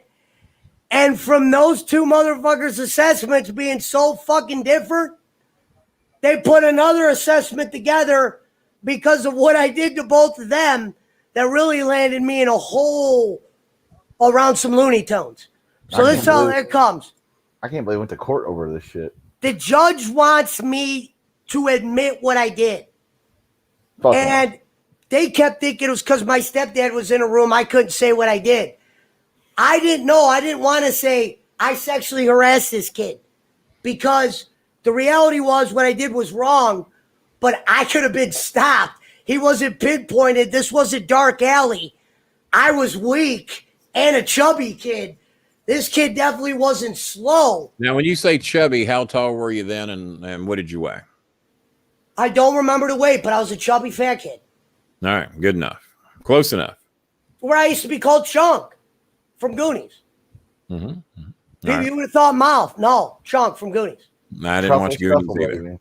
Oh, wow. Greatest movie ever. You got to check it out once. No, it's not the greatest fucking movie ever. I can pull 1,000 people and not one of them will say Goonies is the greatest movie ever. Well, ask them what they think of Goonies. Would they put it in their top 5? Well, that's still not the greatest movie ever. And I don't think 1,000 people would put it in their top 5. Yeah, no. I've seen little pieces of it. I think Cyndi Lauper had something to do with it, the theme song or something. And no, I didn't. There wasn't anything in there that motivated me to want to see that movie, along with Billy Madison and a few others. Well, go ahead. That's because you're an old, bitter man. The lawyer calls me. You're about to see how old and bitter I am next time you show up over here, you little bald-headed bitch. Go ahead. All right, Pesci, continue on, sir. The kid and his dad. Here we go. We're already off and running, and this is all your fault, Pesci, for distracting us. Hawaiian Punch-A-Ho would not put in his top 250 movies. Let's see what Hazelwood says. That's also the second movie. Well, we only listen to badge members. Oh, that's two movies you've now labeled the greatest movie ever. Come on. Right. What the hell? It's a good movie, Hazelwood. You know it. All right, carry on, Pesci. Well, not from the polls going so far, but go ahead. So you're in front of the judge. I'm not in front of the judge yet. The dad and the kid are. He calls them up. The dad gives if the best way to describe this is it looked like he was reading a poem from like an English book, but the poem was just about devastation and heartbreak and like fucked up thoughts walking. This guy painted a picture that I turned his son into like cuckoo son, funny son. Well, he's probably at home beating the kid for real. To Pesci's defense, I have heard a lot of kids and teenagers who enjoyed Goonies, but by the time Goonies was, I was well past my teenage youth years, so maybe that had something to do with it. Yeah, I watched Goonies when I was like 7. I was in 90. Well, there you go. Maybe to you it was the greatest movie ever, but go ahead. As you're saying, the guy's reading. So the guy's basically doing a cold reading. He starts crying at the end. I'm like thinking in my head, I'm so fucked. And this dude's crying, and all this fucking kid had to go do is go, listen, my dad's a cop. I got your fucking phone number from the phone book. I'll call your dad. I would have left that kid alone. You know what I mean? I wasn't like getting him in the bathroom like, gotcha, Jimmy. You know what I mean? This was in a band room. Loud music, instruments playing, a lot of shit going on. Nowadays, you wouldn't get in trouble. You know what would happen? They would sue the school and they'd get money to go, and they'd go away. You have an echo going on over there, Schmidt. No, that's Pesci's speakers. No, it's not. It's you, Schmidt. Yeah, the only echo I'm hearing is when you talk. Yeah, I wouldn't steer you wrong. You would, but that's another story. But go ahead. Okay. Boss Man wants to know is Pesci listed as a registered sex offender? I think that's a good question. No, because I wasn't charged as a sex offender. I was charged for harassment. Good. Well, all right. There's hope for Governor Cuomo yet. So as you were saying, Pesci, the cop is crying because his son is so messed up from you being a little. He started crying at the end. What was funny was I remember the line he cried. They care because we have more viewers in this room right now than we've had all week long, and your ass is still here, and obviously you care, or you'd fucking leave. To quote Jake I guess Hudson, you answered your own question. Long time. It's not a super long story. It's. You know what I mean? It's the leading up to it that tells you a lot of fucked up shit that happened. I did kind of like Sandlot. Sandlot wasn't too bad. You like that. Good movie. So, all right, when the dad goes and sits down, I remember when he started crying. That is your last warning for shitting on Pesci while he's trying to tell his emotional story. This is a big deal to him. If you don't like it, fucking leave. Hang on. If you don't like this goes for everybody. Quit Mountain Timer, Salty, who the fuck ever. If you don't like the story, fucking leave. Quit shitting on it. I don't give a fuck if you donated $25 or $2,500. If you don't like the story, fucking leave. It's just telling the story. It's not mandatory. Nobody has to stay here. Nobody has to donate. Matter of fact, very few of you have. So, and plus, we got a guy that's going to match $150 if we raise $150. If you don't like the fucking story, fucking leave and quit shitting on it. I said good day. If I see you shit on it again, I don't give a fuck who you are. I'm not mad. I'm just irritated. The fucking man's trying to pour his heart out and tell a childhood story, and y'all want to fucking be a clown and shit on his fucking story. That's my job. I'll handle that part of it. So quit shitting on a fucking man's story. If you don't fucking like it, fucking leave the goddamn room. Thank you. All right. Okay, so let me tell you when I remember sitting in the seat, like, you know, I had no idea what's about to take place. When the guy started crying, I remember saying in my head, I don't know why I said this. This is like just, you know, immature thinking. I go, damn, if I was going to start crying reading everybody way by the Mountain Timer because he's bored. He's been here for fucking 90 fucking minutes. shitting on everything going on the show. Thank you for your donation. We greatly all he appreciate does it. is text me all day. You doing a show? You doing a show? You doing a show? You doing a show? Jesus Christ, man! Goodbye to the mountain. Queen, Everybody wave. Everybody wave the mountain timer. Beauty Queen Goodbye, wave. mountain timer. Salty timer. Thank you for the 90 minutes. Thank you for your donation. And Thank you for salty shitting on bacon him for the whole timer. fucking show. Later, he's still watching. Him and Bacon. Same They're gimmick still as watching. yesterday. It's like new gimmick time. Schmidt, Who's you're got echoing. the fucking echo? Schmidt. Schmidt. Jake, no, That's Jake you, said, Schmidt. That's you, JJ Schmidt. said, JJ said the Pesci audio was straight fucking jackets up. in the building. I was just checking our audio. It sounds fine. It's only echoing when you talk, though. Well, I don't know why. Hold on. Okay. Hang on, Team Maker. I think I already know what this donation is. I've gotten pretty good at Team Maker. Pretty close. Pretty close. Hang on. 70. Here. No, that's normally, and but he's close enough. It's fine with me. Team Maker just donated $60. Where are we at for the night? Thank you, Team Maker. Well, trust me, he donated $60. I donated 70, but I know it doesn't count. Yours doesn't count. It's my boss is think. going to match whatever the room raises. Where are we at? That's 60, right? That's 60. We had 25 from the mountain timer. Just make sure you mention that 10, it doesn't count. 35 from Ross. 35 from 35 Ross from total. Ross. So 65. I'm sorry, 60, 85, 35, 110. We're close. We're whatever. About $30 away, give or take. And Donald Lord said 10 on the porch. So we're like 10 on the porch. So, We're like $20 away. yeah, we're about $20 away. Let's raise another $30 to make sure we got it, and then my boss is going to match $150, and I'll show the screenshot of it tomorrow. So thank you guys, and sorry the mountain timer wasted 90 minutes of his life. Who apparently texted you all day, right?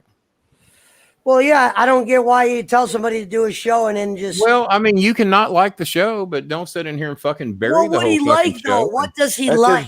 That's his. What's his gimmick. ultimatum? Give the He thinks ultimatum. it's his- This is that very smart kid in the Philippines I've been telling you about. He's Yep. like in junior high and is a Real. fucking genius. He's a great little photographer.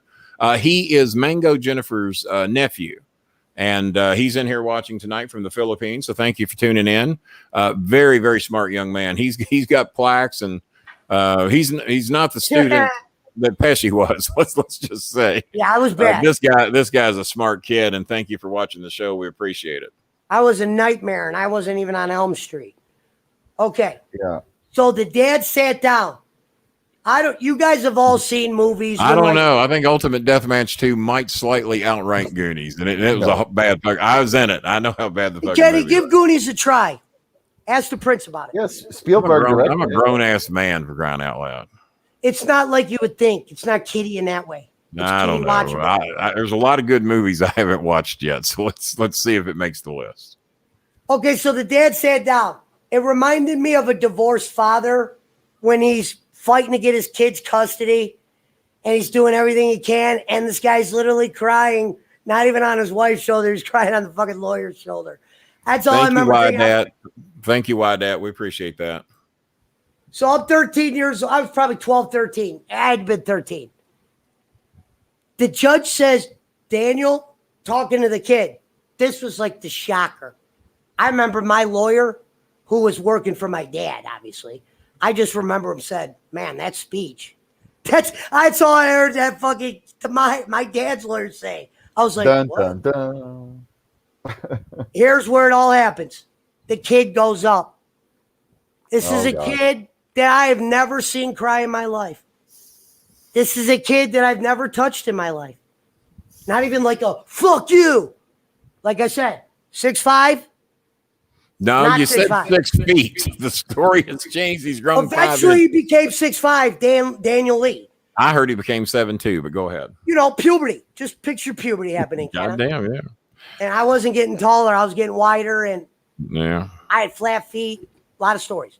I will keep hearing the story. I'm dying of thirst. You two take over. I'll hear every word. I'll be back when I let the dogs out, get a drink. I will hear every It's word. only been an hour and a half. Anybody fucks with you in here, I want to know about it. I'll be back. Right. I'm hearing every word. I'm here. Anybody fucks with Pesci, let me know. JJ said the audio issue. I want to know about it. Wait a minute. Who's Diego Zimbrero?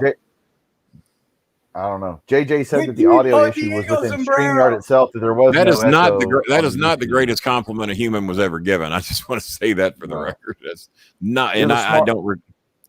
I'm not like more this- entertaining than a wrestling show. You're the smartest kid on the short bus. That's Okay. always. So the kid's up there. I couldn't fucking believe it. He had notes. Of course he did. He was coached by the cop. His dad's a cop. I remember he pulled out the note. Let me give you a little. The dude, pretend this is the note. Right. He like when he's going up there, did like a quick 2-minute cry. And like, even though he was crying, like almost looked like a very heavy cry. This guy was able to grab the note. Like, I just remember the smooth grabbing of the note. Because he was prepared by a cop. Fully in tears. Yeah. The only thing I remember about that note after that was the way he opened it. It was almost like a shot in the face. He did like one of these, like, not trying to be like. Hold on. I got like you. flip the corner because it's folded. He did the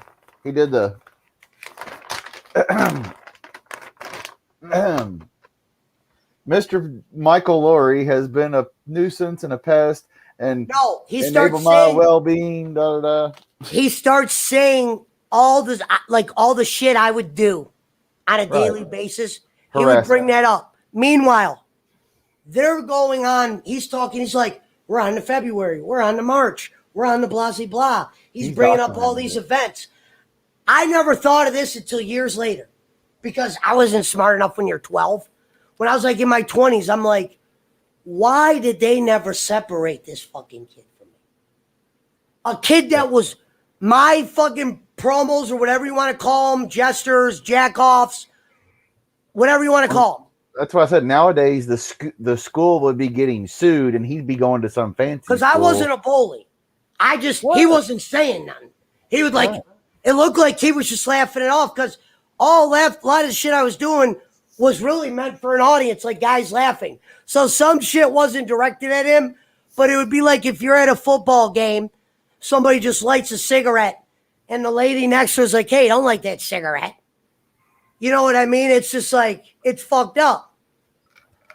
This guy, the judge, after he tells the whole story, the kid, he's in tears. His dad's in tears. The mother starts crying. Me and my mom, I thought my mom was going to start crying. My mom was almost the only person that was there that was on the same page with me to where she's like, you took a joke to an extent to where they're really bearing you for it. But still, why isn't the school involved? Yes, you talk to a counselor at school. The principal, the fucking teacher. I don't even think my dad even said that. That's what's fucked up. That's what I'm saying. The principal and the teacher should have been like, Michael, over here now. So it was so terrible and so bad that they had to go to his daddy, who's a cop, to go to the fucking court, to go to the fucking court system over schoolhouse, basically. And I know nowadays none of this shit would go. Don't get me wrong, but basically for jocular locker room behavior, where you didn't even touch the motherfucker, you weren't directly like in his face, eat shit, or you're gonna get beat up, or give me money, or whatever the fuck. You would have been separated, right? I fucking make my clarinet look like a dick, and you're walking home funny. The cop had stroke. There you go. It's because the daddy was a small dick cop who probably got picked on. That's why he became a cop, so he could have power with his badge and his gun. Not all cops are that way. A lot of them are former military, whatever. But a lot of them are, I was picked on, or the nerd in school, and I'm going to show them.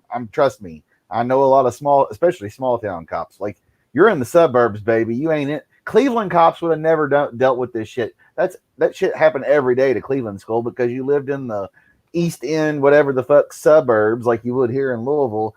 Oh, my son is being talked to, and this kid is being dirty humor, so we must sue. But back then, this motherfucker had stroke. Evidently, the cop must have known the judge and everybody. Had to have. So my 12-year-old ass was called up next. All I remember from that moment was seeing 3 people crying. the lawyer consoling the father. I just remember that. I was like, Jesus Christ. And I was young saying that. Like, man, they took this. I'm done. I went in front of the judge. The judge goes, Michael, in your own words, I want you to tell me what you did. And I didn't say one word. I remember my stepdad was behind me, who I never had easy telling him anything I did. Even shit that didn't matter. Throwing a firecracker on the street, spitting milk in a plant, weird shit. Drinking pop at 1 a.m. Who drank the last can of pop? Not me. But anyway. So my lawyer tells my dad, and this is where I wish I could go back in time. My parents thought the DH facility was a little bit rougher than it really was. Like, our DH was a county ran. They put the kids in school during the day. You were on a level base. Whatever level you're on was what time you went to bed. You got meals and you got seconds. You played like a volleyball, no contact. Here's what I'm saying, though. How the fuck do you take some kid out of school who's just being a jokester, basically, and they take it the wrong way and end up in the goddamn system at all? There's no reason to go to delinquent hall. The problem was, like, they should have told your dad. They should have told your dad. He punished you. They separate you two. You're not in class. Pesci, you're out of music class. You're away from this kid. Story's over. I never got an ultimatum. It was straight to jail. Right. Well, that's bullshit. In hindsight, y'all could have sued them. I mean, the school. You are the school. You're responsible. You didn't step in. The lawyer was trying to tell my mom, and my mom didn't know any better, and I don't blame her, because she never had brothers and sisters, went to jail parents. That just was, I was the first to deal with any kind of shit like what she was seeing. And, this is not when the internet was around, Facebook. Right, yeah. This is back when you might have only saw some shit on a magazine. You don't know what the fuck's going to happen. Yeah. So my lawyer was trying to hint to my parents, look, they said he could go do 90 days in DH, or he could go to Crossroads, which is a fucking serious facility, counseling. Mm-hmm. Now, that's what my version of the NutHouse, because when you're court ordered, you have to go put that time in, or you're going to go to DH. I would have been cool with DH if I would have knew what was going to happen at this NutHouse. When my mom heard DH, she just started like freaking out. No, you got to take the counseling or whatever. She thought the counseling was just going to be the way they made. The DH is jail. You're just going to a hospital, Michael. Yeah, the hospital's fucking worse. Well, two things happened that are fucking nuts. And I'll tell you how I got out of there. It's a master that I got out of there. My lawyer goes, look, there's nothing I could possibly do. He's going to have to get A, B, or C. Because my dad's like, there's nothing. They thought maybe I could get the old something. Yeah. Community service, whatever. But still, there's no crime. You weren't indicted for anything. Yeah, that's why I said it would have been one thing if it was malicious, like, hey, Daniel, it's me. We were in groups. The reason why he got no one away to get his seat moved, because Christina Lambert was like 2 down from him, and she was like she was like the girl, she was like Kelly Kapowski with blonde hair, and she played the clarinet. That's why I was like, did I play the clarinet for the chicks? Probably. Because me and this dude were the only two dudes. I remember getting kicked out. And I was actually pretty good at playing the clarinet at this point. Only the sports songs. Let me be clear. The hang on, Sloopy, hang on.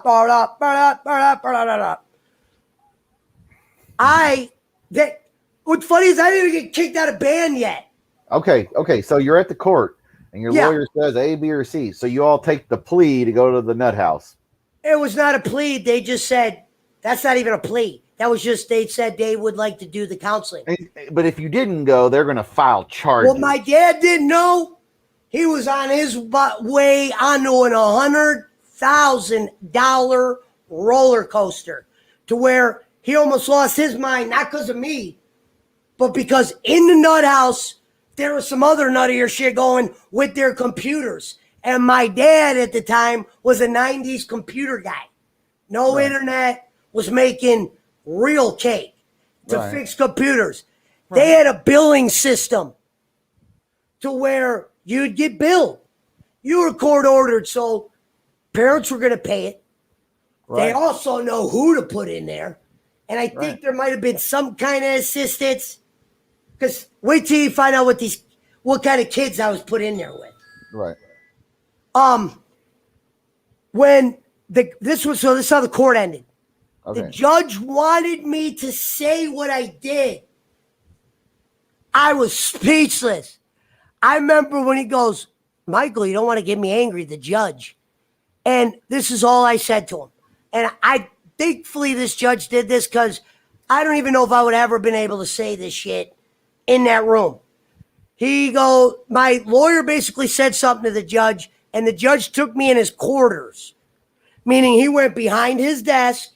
Right. I came in. He was talking to me with their lawyer and my lawyer. He had me sit down on a table. He handed me a pen. I remember I wasn't laughing at that time. I remember I'm just like, write down what you did. I don't even know what's going on. Like they're talking about crossroads. When I was like, wait a minute, I'm not going to DH. I would have went to DH. They played volleyball and shit. And guess what? And you got snack at night. The judge taking you into his chambers without your parent and your lawyer is another illegal fact that you were railroaded on. Like this DH was not no like, hey, live or die, like no shit like that. A juvenile cannot have any conversation in the court system without counsel and or parents or both. My parents were scared of the DH thing. Sentencing time. I just got done reenacting in front of the judge with a pen, which is nowhere near the size of a clarinet. If we had that footage, I could probably go viral. I'm telling you. Doing the pen act in front of the judge, front of two lawyers. Doing the Adam Sandler run. Only thing I remember was I didn't look at my lawyer because my lawyer already knew me. I was looking at the other lawyer just to see what his facial expressions were. So nuts I was. I wanted to see how he acted for me saying this. Because I'm looking at it like they're going to just say, hey, this kid's just a fucking immature fucker. I didn't know words like that. Jeez. I didn't know how to explain what I did without explaining what I did. Because they were explaining what I did, but they were doing it very cleverly. It'd be like you throwing a football at me, and I went in front of the judge, and I was like, the ball was coming so fast. I saw my life. I saw my daughter. I started walking funny. This is shit this kid started saying. Parents. Why was the parents late? Why did they wait so long? A year, exactly. Daniel came to me around Christmas. The school is responsible. It happened. We were in December. I missed homecoming that I was actually going to play at, had a solo, and they were actually going to let me do stats because I did stats at Memorial where I got to fucking take certain, Yeah, stats for the games, yeah. Passes, like they give like 9 students, whatever. Right, yeah. I've been waiting a long time to do that because I wanted to meet the football coach because I wanted to get a job, working with him because I used to really like sports and I knew I got along with the teacher. I get approached to by the teacher one teacher I got along with, the gym guy, the head football coach, came out to me and he goes, man, I'm about to tell you some shit that I'm not doing it because I want to. I'm doing it because I was told. He goes, we're not allowed to have you around the team anymore, and we're not allowed to have you in any activities regarding Menor Cardinal, Louisville Cardinal. Yeah, you pissed off. You pissed off the wrong cop who was connected to all kinds of people then. Hold on, it gets worse. Let me explain how this treatment is. Now, not only am I about to go to treatment, in the school with the higher-ups, meaning the teachers, the gossip, I'm already labeled, I don't want to say Fred Krueger, but like Fred Krueger before Fred Krueger in this school. You're Jason Voorhees before the murders. You would hear teachers go, yeah, and I guess he you hear like the whispers. Oh yeah, because then the story multiplied by 10. When I didn't tell Ken about Pesci the shoved study the hall. clarinet up the kid's asshole. So let me tell you what I did in study hall. That was what I forgot. When study hall would be dead quiet, 65 kids, 2 teachers, auditorium, meaning balcony, stage, a back door, and a door on the other side. You could go down one ramp, go up the other. I was a huge Ultimate Warrior fan. God. To where I had a CD that I would play on my Discman that was the WWE theme music. Right. The Ultimate Warriors. So it wasn't the loudest thing because it was on like Walkmans and shit. I cranked the music, and I used to do this for like $5, Snickers bar, shit like that. I sell cigarettes as well. I would hit the music, it'd be dead quiet. I would run, and I wasn't fast. I would run down this ramp to where as soon as I'm running down that first ramp, the auditorium would not be able to keep quiet, ever. It would just start going fucking nuts. And I'd come up the other way to where the teachers that'd be sitting down would always come after me. And my thing was I would always do it with different teachers because if we had cell phones, this would have been so good. Every time I did that, the teachers came fucking after me because they were so pissed that they would wanted to get me like in a room where I wasn't around anyone, and they'd be like, "You're in a lot of fucking trouble now," like that. But that was something I would do was the warrior, whenever shit was quiet. Yeah. So back to the NutHouse. All right. So your sentence, you're going to the NutHouse. Well, every Tuesday, Thursday, and a session on a Friday, like I get to pick the hour. I'm court ordered to go to this program. I'm going to get to the people there. Program that is how the judge would have said, well, if you do everything you're supposed to do, 6 months in a year, you're going to get out of there. Let me tell you how fucked up this world really is when it comes to money. Couple months in, my dad's starting to notice the pay. They're getting charged out the ass. Yeah, that was the whole thing. Yeah. Let me tell you the group I'm in. The judge is probably getting money from said place, by the way. You have your solo session with a guy that I'll never forget his fucking name. Look it up if you want. His name's Tim Warnica. Crossroads place. This guy I got a serious problem with, and I'm going to get to that right now. Couple months in, the biggest problem I was having with this guy is he's trying to paint me like the group. Let me do the group circle. I'm not going to say names, but this is how group was played. When you didn't do the parents, you just did the kids. Not kids. Let me rephrase that. 18, 20, 25, 17. There was nobody in there under 16 except for me. I was 12, 13 with another room with 14 to anywhere from 14 to 20 other people because it went up and down because of the money they were sucking. Let me give you an idea of the charges some of these guys would get. And these are not made up. And I'm not making fun of these guys because I'm not going to say their names. But you would go in a circle. Guy one would be like, "Hi, my name's Timmy Rogers.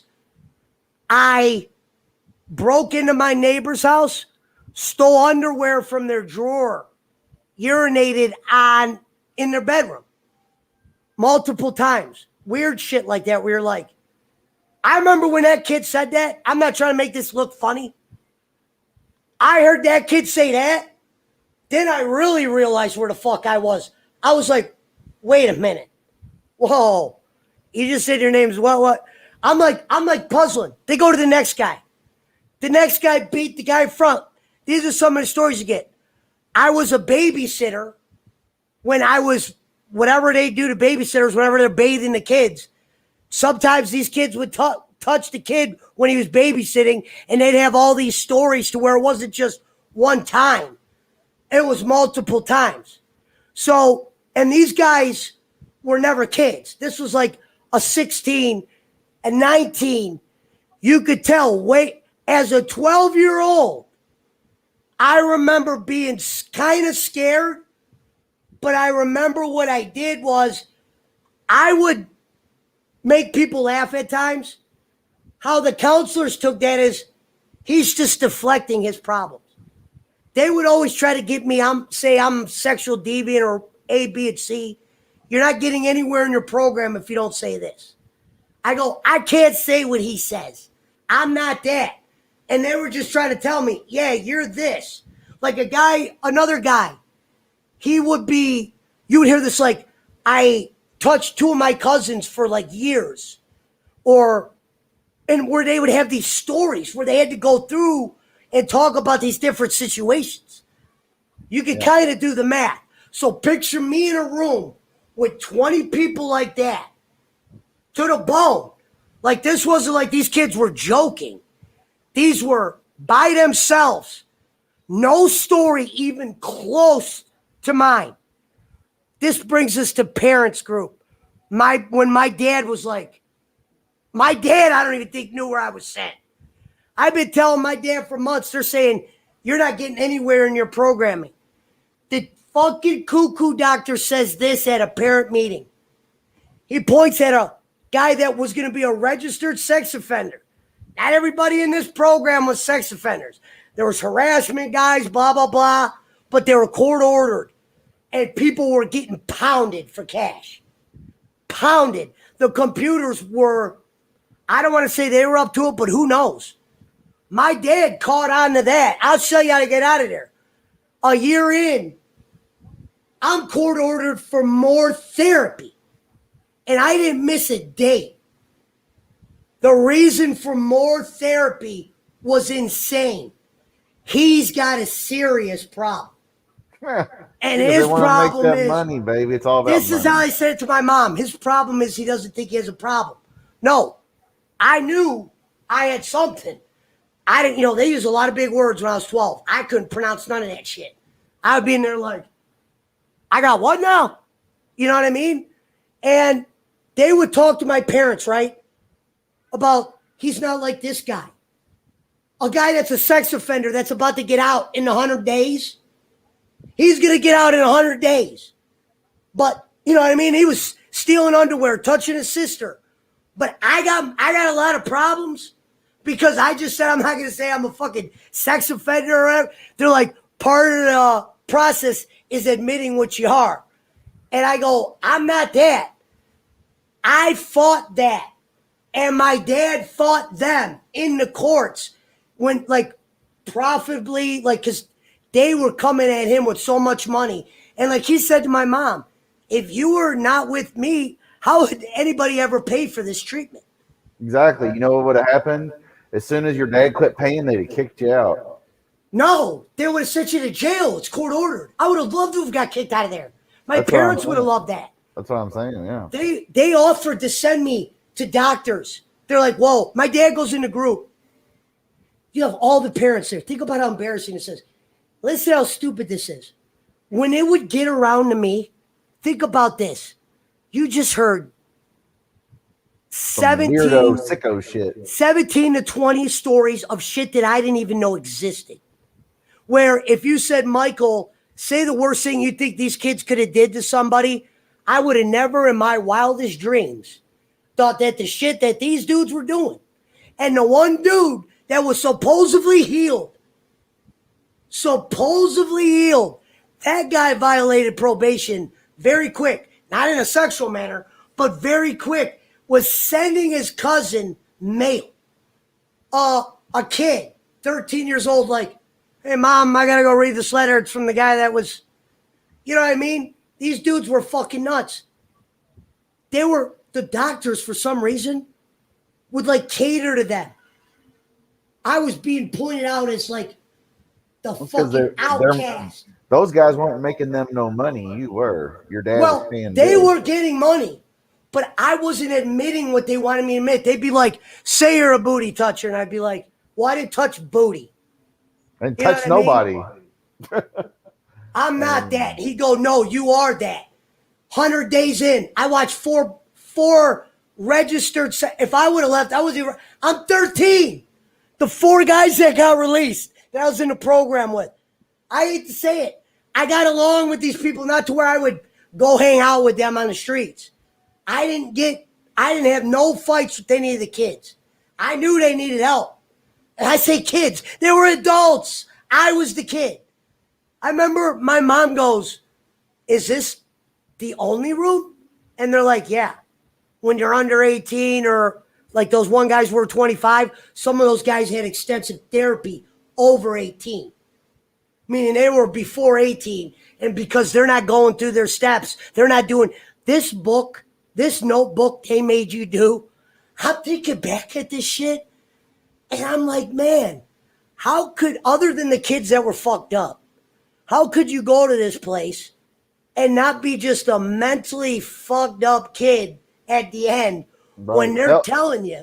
It's called institutionalized. Pesci. Why other dudes are getting gold stars for saying they're booty touching. They're getting gold stars and, oh, you're doing so well with your program. And because I'm trying to tell them something else and actually being serious. My dad can't take my word for it because I was never honest. And my mom it wasn't on her to care. She's like, they got you now, the courts. 2 years go by. I'm up for my next review. My dad had me do these counselings, whatever. We thought we were making progress. We're ready to get me out of there. Because my dad has been fighting for a while. The courts would not go against the doctor's recommendation. That's why I said it was almost like a... Well, yeah, because the judge was probably getting paid by the owners of said company. I don't want to say got paid, but you got to cop. You got to make examples. I don't know why they chose to make a heavy example out of me. My dad, I'll tell you, I got out. So year 2, I go up for the evaluation. I'm thinking I'm getting out. You have no idea how happy I am. My whole life went from somebody that was out, hanging out with friends all the time, to where I had to go to counseling and watch doctors and fill out paperwork and try to explain why I harassed some kids sexually because the clarinet was pretended to be a dick, even though they weren't all directed towards him. Like I said, bull ride. What bull ride has ever been directed towards people? So when I would do the bull ride, I would do the jack with the bull ride. So it would look really immature. You know what I mean? I know this sounds fucked up, but I'm just telling you what the fuck happened. Yeah. So I said, but it should have stayed the school level. But there was a judge up in Pennsylvania with the same situation. He was getting kickbacks from the juvenile place or whatever it was paying him. So he convicted like 98% of everybody. Oh, you got caught peeing in the alley. You're going to the nut house. You're an offender. Oh, you got caught with weed and you're 16. You're going there. That same type thing. Yeah. 12. The kid that was 16 was more closer to 17. And if you could have heard the way this guy talked and smoked a cigarette, I thought he was 32 when I met him.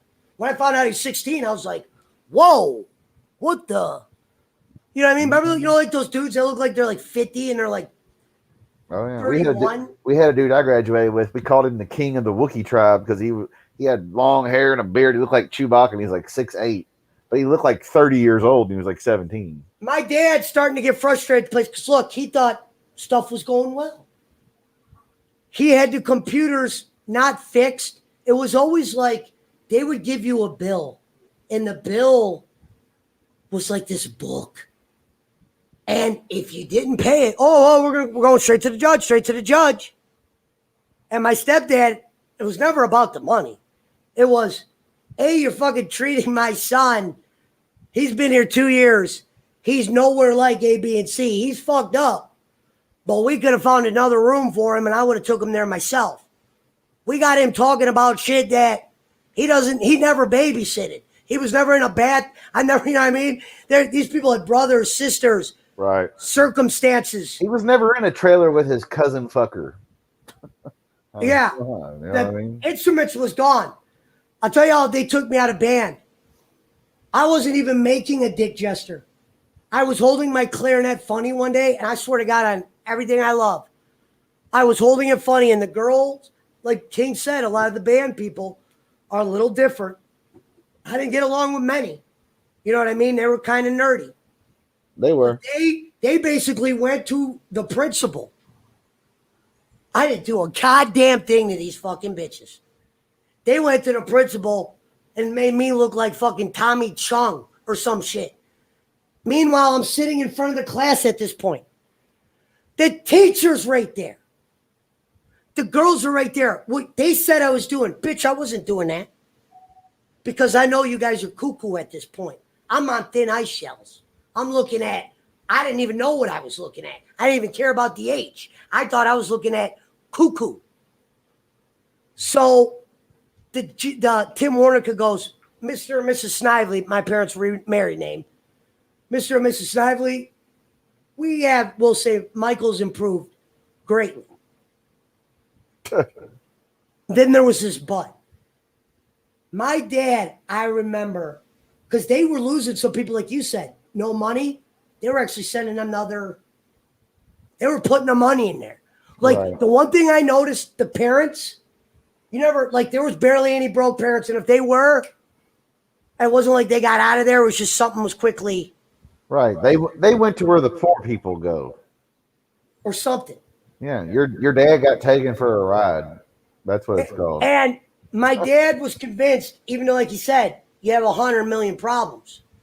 Like Jay-Z said, my son's got 9. He didn't say this, but he's got 99 problems. And touching his nanny ain't one. Yeah, being a Peter toucher, cousin fucker, or whatever. A fucking deviant. I didn't even, like I said, I'm 12. I'm in a room with men. The kid that was 16 would have not got carded at the bar across the street. Right. That's a promise. Okay? Now, I did smoke cigarettes and shit. I was able to have conversations with these guys. But I remember I would be at all to where I wouldn't talk about that. Yeah, you're scumbag Jimmy the Flesh. You're Bobby the Duke. So how did your dad get you out of it, though? Well, that's where we come to that. Okay, he hears was coming up. They just gave me another year.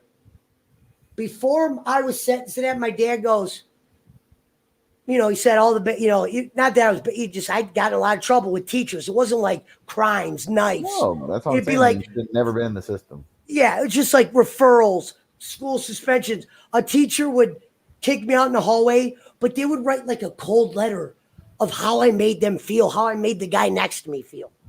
Where you're like, man, how would you not punish me after that cold reading? We were smoking cigarettes at 8, 9 years old, Brad. Yeah, I was smoking. Well, that was no big deal. I was not inhaling at 10. I remember my grandparents on the gas station hitting a cigarette, not inhaling. They go, he's not inhaling.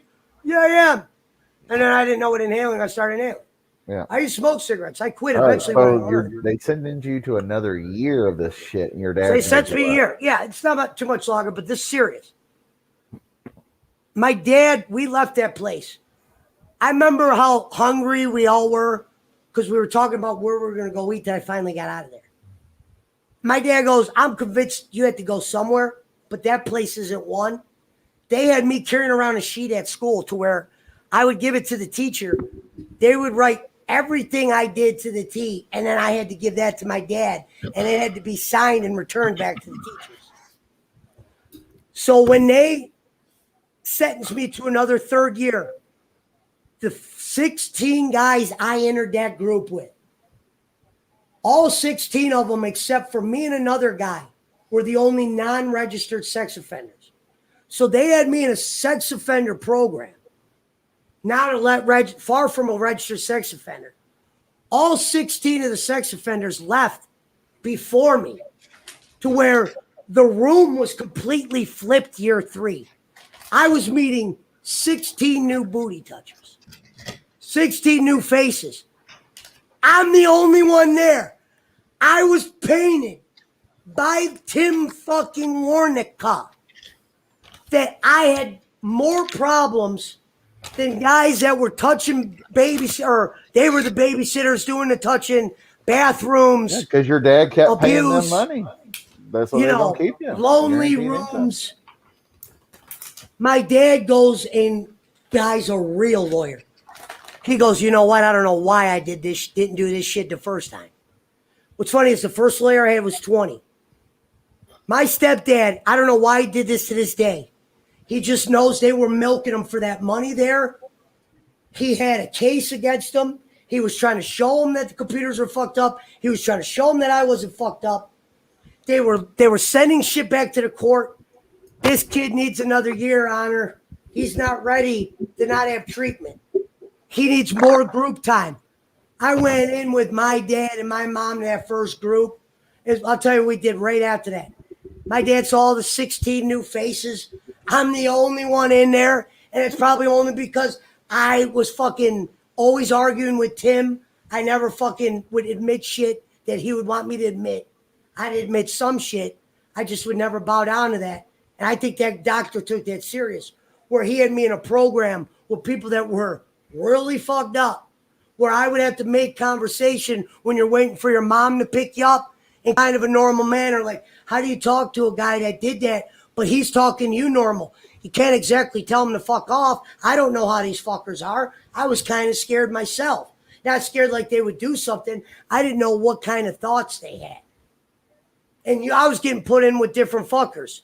My dad goes downtown. He gets a lawyer that was $80,000. A guy that was on his way to be a judge.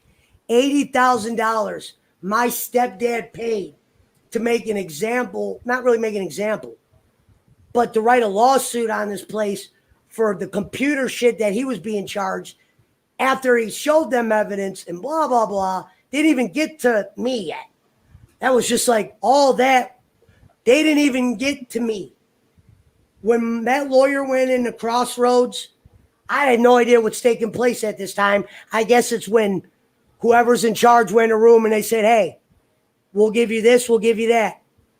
My dad said, I will drop this lawsuit that will bury, pretty much like the lawyer said, not my, because the lawyer did the talking. We dropped this lawsuit that will bury this place to where the money you guys are getting, you'll get it back. But in 2020, and this place was brand new facility, brand new off the tin, a lot of money spent, a lot of money planning on being spent there. Not saying those kids didn't have problems, but they had a lot of fucking money being sent there. They didn't even hear the fucking rebuttal about me. They let me go. Wrote to the judge. He's gone. No probation, no nothing. Scot-free. Not to interrupt, I've been gone a while, but we did get a $10 donation on Cash App from somebody named Chris Lockhart. I don't know who that is in here. Says he couldn't do the code to get the $5 back, but the story was worth the $10 donation. So we're technically $20 shy of getting $150. I got about 10 minutes left, and we're only at 2 hours. Well, we're technically $20 shy of getting my boss to pay $150. And we gained 5 viewers while I was gone. So for people that thinking Pesci's story sucks and they didn't want to be here and all that shit, I left and we picked up 5 viewers. So well, it's a serious story. It's fucked up. It's fine. I've been hearing the whole thing. I've heard every word. Now, and you're right. You're right. There's a lot of fucked up shit. Yeah, you were a little fucked up with the shit you did, but did you need to be grouped and labeled with the people you were with? I would certainly say hell no. But go ahead. Like I said, new hospital in our city. My dad, they knew would be number one to be able to pay that bill. Because the only people they were letting out of that place were people that they almost had to bring a motherfucking proof they were broke. Yeah, like yeah.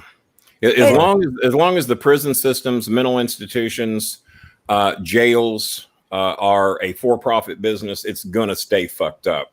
And Biden, while he's in office, needs to do something about that because no Republican will.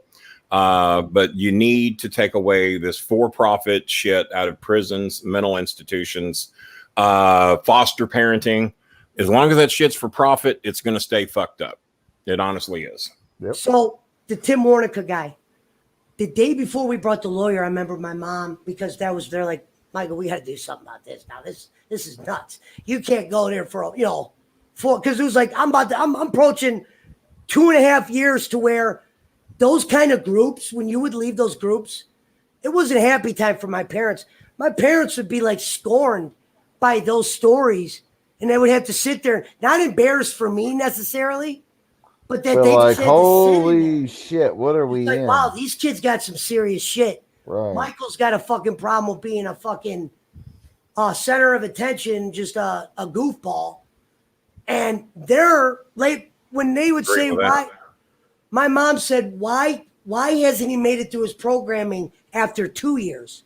People been asking us a lot. Have you ran into this person in your adult life? The Dan Lee guy? Have you ever ran into Tim as an adult, Pesci? Who's Tim? Tim. I don't know. A lot of people asking who it is. Oh, Tim Warnica went on to be like, I don't know what they call the head cuckoo doctor, but he went on to be a very rich doctor there. I mean, his title probably is head cuckoo doctor. My dad gave them an ultimatum for them to give the court recommendation to get, because they know what a year of money they got when you're court ordered to go for that. How much money would you say they got from your dad? I told you at the beginning of the story. $100,000. By over $100,000. Well, quit reminding me that you told me, because by the fact I asked you, no, I said I told that. Not you. I didn't hear it. I didn't hear it. $100,000, and that was what, 20 years ago. That's a guess estimate. 30 That's about $300,000 today. He told because year one, before he found out how fucked up he was, he thought that the shit he was being charged year one was right. I remember him sitting there going, "Damn, you're lucky I love you. Look at this fucking bill." I remember looking at it. So your dad's insurance wasn't paying for it. Your dad was paying for it. Yeah, I don't know how that shit worked then, Kenny. I wasn't smart enough, but I know it was costing him money. Yeah. Whether the insurance was helping. Well, either that or co-pays or whatever. I got a sneaking suspicion your dad had some type of insurance. $100,000 20 years ago is even a lot of money for your dad. So I'm assuming you had insurance, but I'm probably a pretty good copay going with it as well. Ken, I'm gonna make you something. My stepdad is a legitimate millionaire, owned a computer business before. You've told me that. That's why most millionaires have insurance. That's why I'm saying that. Well, you've told me that before. Money came out of the pocket because there's no way this guy'd be sweating, flicking cigarettes and shit. You know what I mean? Saying, not in a mean way, it'd be like to my mom, you wouldn't even be able to afford this if, you know what I mean? People can't afford this. Right. He showed them for a year how fucked up their computers were. Shit kind of got better, but then he got hammered. Boom, boom. Where you'll get hit with 3 bills where you could just owe $30,000. You could be you could just be sitting there 1 minute, they hand you a piece of paper, it just says $30,000. Oh no, fuck him. You can call him his real name. Why not? It's a true story. Yeah, I can use. He's not threatening him. He's not. No, there's no threats or anything like that. I'm using the doctor's name, not the kid's name. Yeah, and I don't know if we've heard the kid's name. Well, me and the kid, after that, here's what's funny. This is junior high. I was in junior high for 4 years because I got held back in 8th grade. Our last names didn't change. We weren't separated. The teachers would say, "Don't sit by him," and I'd be like, Why would anybody ask me that question? Why would we not still be friends? First I heard about it. Yeah, we're fine. First I heard about it. So why in 10th grade they put me back in the room with him? My dad got me out of there. I go, "Dad, they put me in the classroom with him." They put me in the classroom with the kid that said he was walking home from school funny because of my actions. He was not doing well on his schoolwork because of my words were burned in. My actions were burned into this kid's head to where all he saw was me. Meanwhile, all he had to do was get a seat change, call a teacher, say he was going to tell on me. It was mute silence until they came and got me to where I was in counseling with booty touchers, and they were saying I was the worst one in the room because I couldn't admit I had a problem. That fucking doctor was stuck on me, not saying I had a problem. Why the problems were all around, not saying those guys all repeat offended. Yeah. But you just got me sitting in here taking up a seat that could really be used for somebody that could use the help. Money. Now, is this a facility, in case I missed something, is this a facility that you stayed in for 2 years, or did you just keep being it's a court-ordered counseling? Where is it at in Louisville? You said there's one in Louisville? Well, we have Crossroads treatment centers for. Do we? I didn't even know if we had one. Chris worked at 2 facilities, but that was not one of them. It's a 3-day-a-week mind fuck, though, Kenny. Because you have to go to school, you have to go there. You have to sit in group for a couple hours and then meet with the solo guy. Right. And this solo guy would come in there day after day, and we would be arguing over problems that maybe we should be talking about why I do this. We're talking about me not saying I'm a harasser or whatever word he wanted me to use then. And so I think pretty much people have caught on over the past several months. This is not the real Joe Pesci. And if they do think it is, okay. Wait, is that a comment? I don't know. I don't give a fuck. Just keep telling your story. Oh, well, no, this is a true story. It's very I know. Well, they're worried about Joe Pesci getting heat for your story. Well, if he does, I'll deal with Joe Pesci myself. So I'm not going to get no fucking heat. I think we're okay. Because you want to know something about this kid? So the kid that I did that to, I had to deal with this later on, but I was cool with it because I was like, you know what? I guess you deserve that. Later on, when that kid hit that spurt, he started screaming shit at me in the hallway. You know, I remember he was screaming shit. I was like, all right, so a couple years ago, you were walking funny, shaking like a leaf, couldn't pass a fucking test, and now you're screaming at the same kid who hasn't grown 1 inch. What was there ever a thought of switching your schools? No, because my parents knew I had friends there, and they knew I wasn't a sexual abuser. And the kid, they knew I would stay away from him now. My stepdad said, you see that fucking kid, you run for help like he's a fucking sexual predator. Yeah, and for the record, this is Sir Joe Pesci. Sir Joe Pesci. That's and true. Basically the ending and the moral was, Ken, that killed my rep to where I was never a stranger with new teachers in school. When I would meet a teacher. They already had a prejudgment of you when you walked in the door. Some teachers would hit me with this, Ken. I'd come in, I might be just introducing myself to somebody or saying hi. They'd be like, well, not hard to find Mr. Lurie's voice amongst the group. And then they would give me a quick, Michael, we're going to start the year on A, B, and C, almost like I already fucked up. And that's how it was, to where they were giving me teachers. And this is how it ends. It ends on a good note. They were ready. The teachers were so against me. I always wondered why I never got the teachers I liked. But I was too stupid when I was 13 to say, hey, can I get the teachers I like? These are the things I wonder about 20 years later, Ken. Why didn't I just go up to somebody and say, if you gave me A, B, and C teacher, A, B, and C wouldn't happen with these 3 teachers. Yeah. But I was not smart enough because all the bad, immature shit I did do, I just had no clout no more.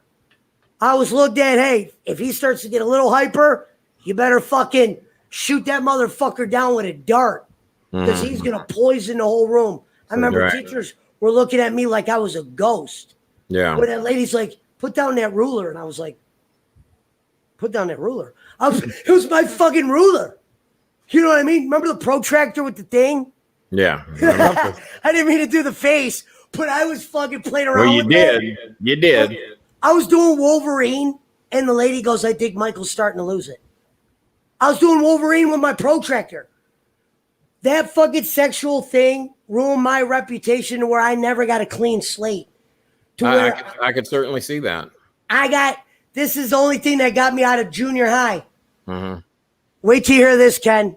This is the only thing in the 8 years I went to Menor High School. 4 in junior high, 4 in high school. 10th, 11th, 12th, 7th, 8th, 9th. I just said it was a rich city, so they were able to break down schools, ACs. I never seen a school with AC until I see Memorial because our high school didn't have that. And school plays coming along. The school plays called Maxwell Smart. Listen to this. I would never be able to, my grades or behavior, they would never even let a kid like me try out for that. These 2 ladies are doing the tryouts. One is an English teacher who hates me with a passion. This is the end of the story. I'm looking at, they're trying to talk to my parents about sending me to military school. They're trying to sell, they're selling my mom the pamphlet. Like my mom was like, damn, I thought you were gone. Like this was new to her. She walked in and they handed her a pamphlet and it was of a kid in like a suit going like this and shit. And she goes, no way. Like she thought I was gone. Like she's like, you did it, didn't you? They're like, this is where we want him to go. This is the only reason why they passed me. I have a detention. This is what I call dumb luck, Kenny. and I ended up being a hero. So, I mean, in the end of it, still labeled the jackal.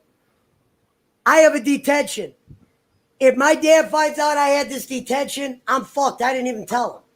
Because when I went home the night before, I went straight out and just hang out with my friends. If I got a detention, I'm supposed to go to my room or I'm fucked. You know what I mean? I know it looks silly, but when you're 12 years old, yeah, I was scared of my stepdad.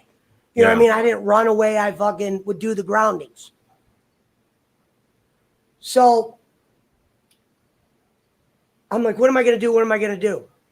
The detention ends. Tryouts for the school play. I don't even have no intentions in trying out for the play. I'm going to go down to the play.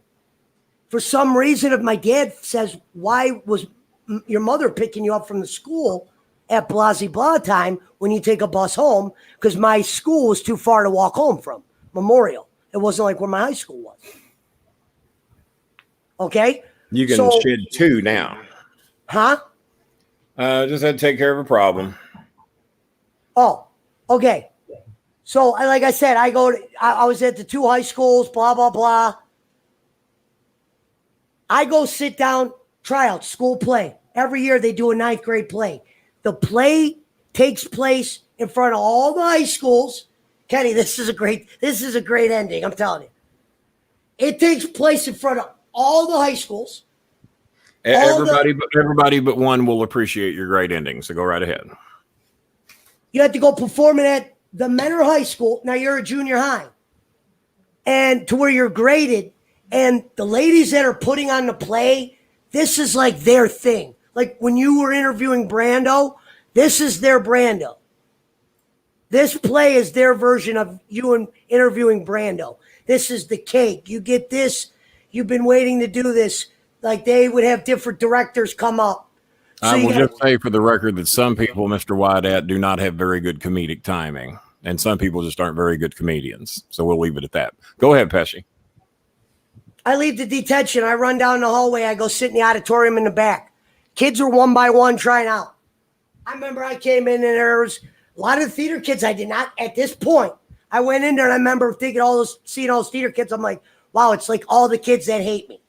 But it's like the kids that would tell, not the ones that would say like a smart ass comment. He said the F word, kid. They're like, he's trying out for the play. The English teacher's like, no, he's not trying out for the play. The teacher next to her, you're going to love this. She goes, he kind of sounds like Joe Pesci. The teacher that didn't know me. She's like, why are you here? I can't say I fucking left my detention. I'm here to lie to my parents. I said, I'm here to try for the play. Yeah. Mrs. Summers goes, no, he's not. I go, Miss Summers, how do you know? I said, let me try. You guys say I'm loud. Look what happens. I go up there. I try out for the play. My initial casting was this. I think they gave me a part to where they thought I was going to quit. But for my dad not to find out I was in detention, I go, Dad, I tried out for the play. You know, like trying to sound like I did something good. The first role they gave me, and I'll tell you how I became the hero. The first role they gave me was Man on the Bus. 8 lines. 8 lines. So I think they thought that, he won't shell. He'll eventually quit. It was like the worst role you could have. It was. By the way, we did make our $150 minimum tonight to get my boss to pay. So we've raised over $300 in here tonight, not including me, Pesci, and Schmidt. So we've done very well tonight. And Ross Bowler said he loves your story. It takes great courage for you to tell the story. Why that? Most everybody in here is on. And I became a hero unexpectedly. I haven't cried tonight, but I feel bad for what you went through. I do. I feel real bad. Because you should not. I mean, it wasn't smart what you did, but you got labeled. You got wrong. I mean, and I'm going to label. You know, you might not want to hear this. Yeah. Parenting comes in somewhere on what was making you do that.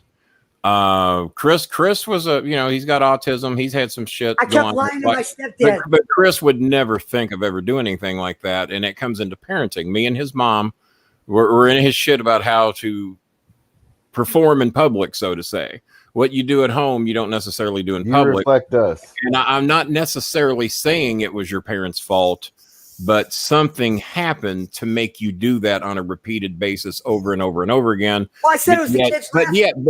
But yet you still not should have been labeled with pedophiles who are babysitting and sexually assaulting kids they're babysitting and fucking their sisters. That is two different categories. No, we had a kid like you at Oldham County High, and I'll say his name because I think he's dead now. But Glenn Fox was a fucked up kid. Glenn Fox did a lot of stupid shit, way beyond acting like a clarinet was his penis. But Glenn Fox was you times 10. And every teacher dreaded getting him. There's another guy named Tony that the principals basically hired me to beat up because he was a bully that fucked with all the little kids. And they thought I was the only one that could take him down. And once in gym class, they basically wanted me to punk his ass out in a basketball game. And I hated the fucker. He was a bully, so I did. And the principals rewarded me for it. That's to tell you how Oldham County could be. But yeah, we had a Glenn Fox. He was Michael Lurie times 10.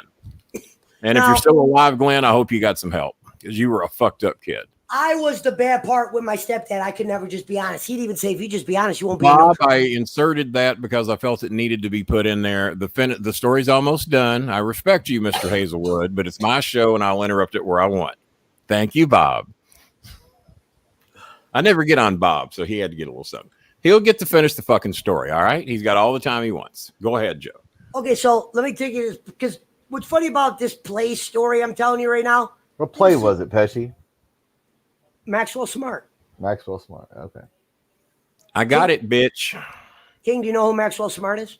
No, never heard of Maxwell Smart with Agents 99 and all that. No, I have no idea who you're talking about. Mr. Big and shit? Yeah, very aware. So, I'm a man on the bus. I can hum you the theme song if you want, but go ahead. The lady that didn't know me, even though people were telling her all this, I remember she pulled me to the side. She goes, I'll be honest. I wanted to use you for a different role. Scary. But I got to tell you this, Michael.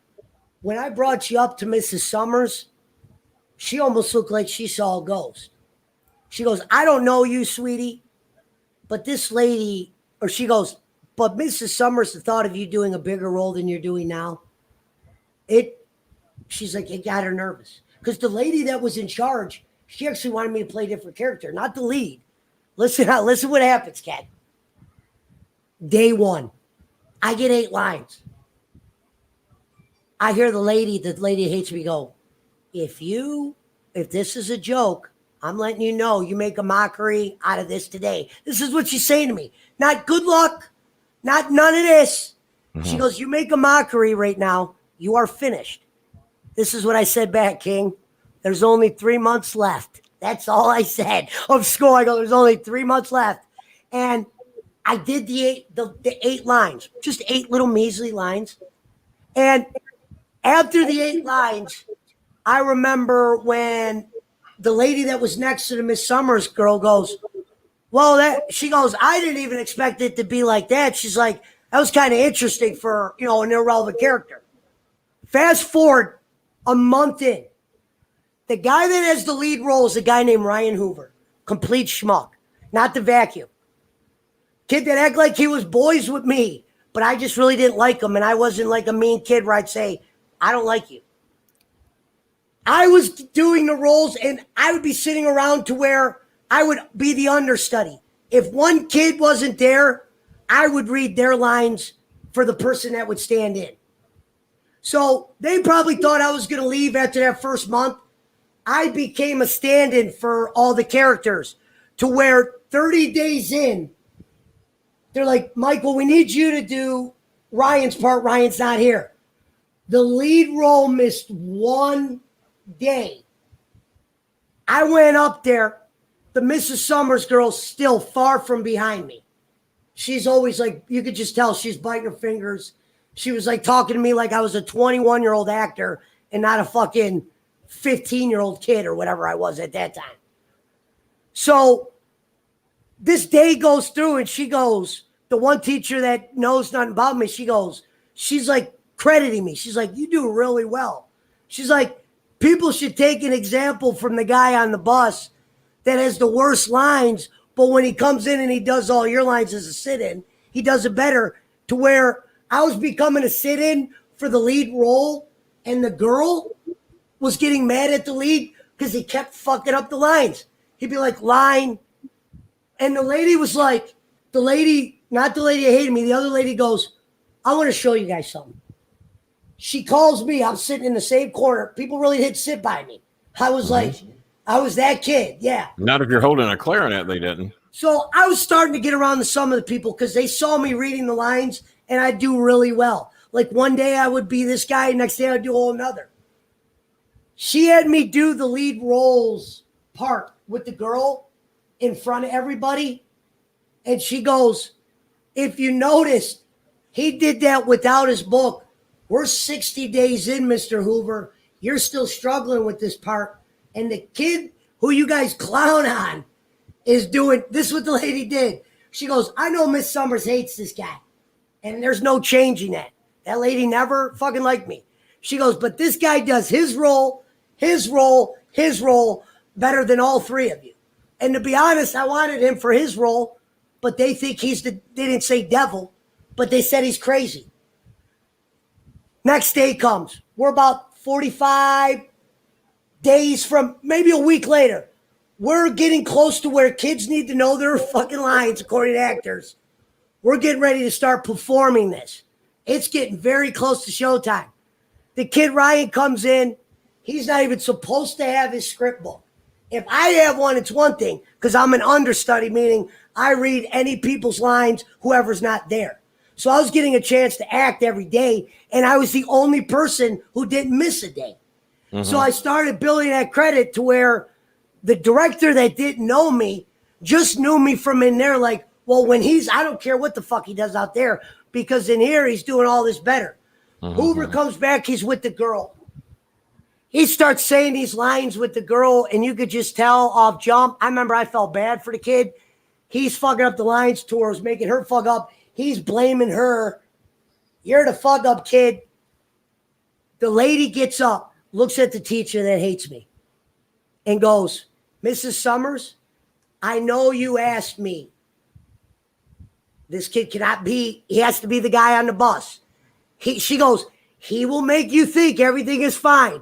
And right when you're starting to like him, she made it sound like I was the surprise, like I was going to get up there and start stunner. Because I would do, you missed it. I would do Ultimate Warrior. 60 kids in an auditorium. I heard the story. I heard you tell it. Yeah. The lady goes, I'm going to put the guy as the bus as the lead role. We're 45 days away. I haven't even practiced as this kid. They were having teachers 1 hour a day work with me to where 5 days after they made me Maxwell Smart, even though I wanted to be Mr. Big. Now, were they making you Maxwell Smart from the movie or from the television series from the 60s?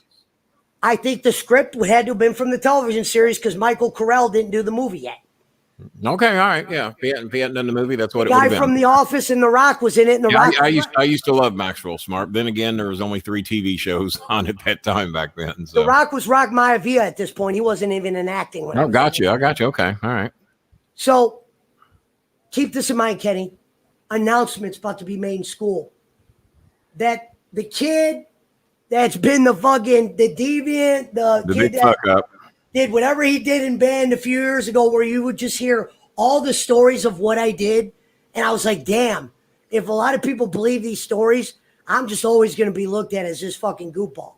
Mm-hmm. They making an announcement that I'm taking over as the lead role. To where announced it to the school, huh? They announced at school. The room I was in, I remember people were chuckling. I was the lead in a play in the 5th grade, and I had to learn all the lines because no one else knew them. And I didn't get announced to the school, so that's pretty cool. Number one fuck up. The thought of me being the lead role on a 300 line Maxwell Smart, a kid that didn't even get to practice. I got to do the cold readings, but I didn't go home and practice lines. I thought that kid was going to be it. It only took me 7 days later to where I had Maxwell Smart script recognized. They didn't recast the man on the bus. They let me be the guy on the bus. They let me be a voice, and then they let me be Maxwell Smart. So you had multiple parts then. Here's where it gets better. They didn't really fully announce I was going to be the guy in acting. Because like I said, I've always just been like a person you point at, laugh at, whatever, Ultimate Warrior, the DX at the... I don't even want to get into that. But they had me come out. I'm dressed in a suit. I want to say I was a little bit nervous, but I remember I could see everything I had to say in my head to where I felt like I was farther ahead than the other actors out there. Because when I would act, I would see them trying to follow my lead more than me following them. Like, they would fuck up a line sometimes, and I would pick it up for them smoothly to where the acting lady would say, well, that was brilliant because you saved the scene. And then she would say, take an example of that. When I got released in front of the school and they let me out, I remember the ovation. Because when they had Hoover go out there, they used to just clown on this motherfucker. Now, I wasn't a fan favorite. I was just the Ultimate Warrior kid. So they thought that they were taking a real risk. They're like, oh, this is going to be good. They thought I was going to. And I could see that. I could see where they would think that. It would be like, oh, shit, Bolin's about, yeah. You know what I mean? Do something he would never do. They thought I was going to fall flat on my face. I got up and I did the play in front of the school. The top balcony was all the teachers that most of them I remember looking up there a few times. Like, too many lights were shining on me for them to know I was looking at them. But I remember I saw all the teachers I hated just kind of like in the corner. And at the end of the play, I just remember them all standing and like cheering to where after 4 years of fucking hell at this school, no good grades, no nothing, therapy, counselors, arguments, groundings like you wouldn't believe, to where my dad goes, I know he's mentally strong to do whatever. He's just fucked up in his head. You know, I mean, maybe no fucked up, but that's pretty much the story. And then high school was a disaster. I was never in a play again. I never had the academics to be in another play. They wouldn't let me act. Regardless of who didn't like it, I don't give a fuck who didn't like it. It took a lot of guts to come on here and tell that. It's not easy to admit that you were labeled with a bunch of other shit fucks, as one of my Filipino friends taught me that phrase. Sex offender. Said, yeah, that's tough to be labeled with that. And, youngest kid in there. Like I said, not the smartest thing in the world you did. I would have been in your shit if I was your friend. It's a shame that teachers and authority figures and parents did not step up. But I'm assuming your parents never knew you were doing this. I told you they waited. Was the story that they waited because he goes, Daniel, if we wait a year, we could bury him. Right now, he's just clowning around. Yeah. We bury him now. He's just doing a fucking dick. That's just kid being a kid. Right. You can sell this cold story. Obviously, you're not talking to your kid like that. But why would this kid be walking funny? I didn't follow you home. You're getting bad grades because you're probably not studying, bitch. I wish I could have used a fucking excuse like that. To where the kid later in years, he was like tolerating me. I never said a word to him again in my fucking life. Yeah. He would say words to me, and I just let him do that because, like my dad said, let him. Yeah. Because you know he's going to say something. You say one fucking thing, and they're going to believe his ass. Should have had somebody break his fucking legs with a bat. I'm sweating, but it was. Well, he's not the real Joe Pesci, so that's why he didn't do that. No, I mean, and he was in enough trouble without breaking anybody's legs.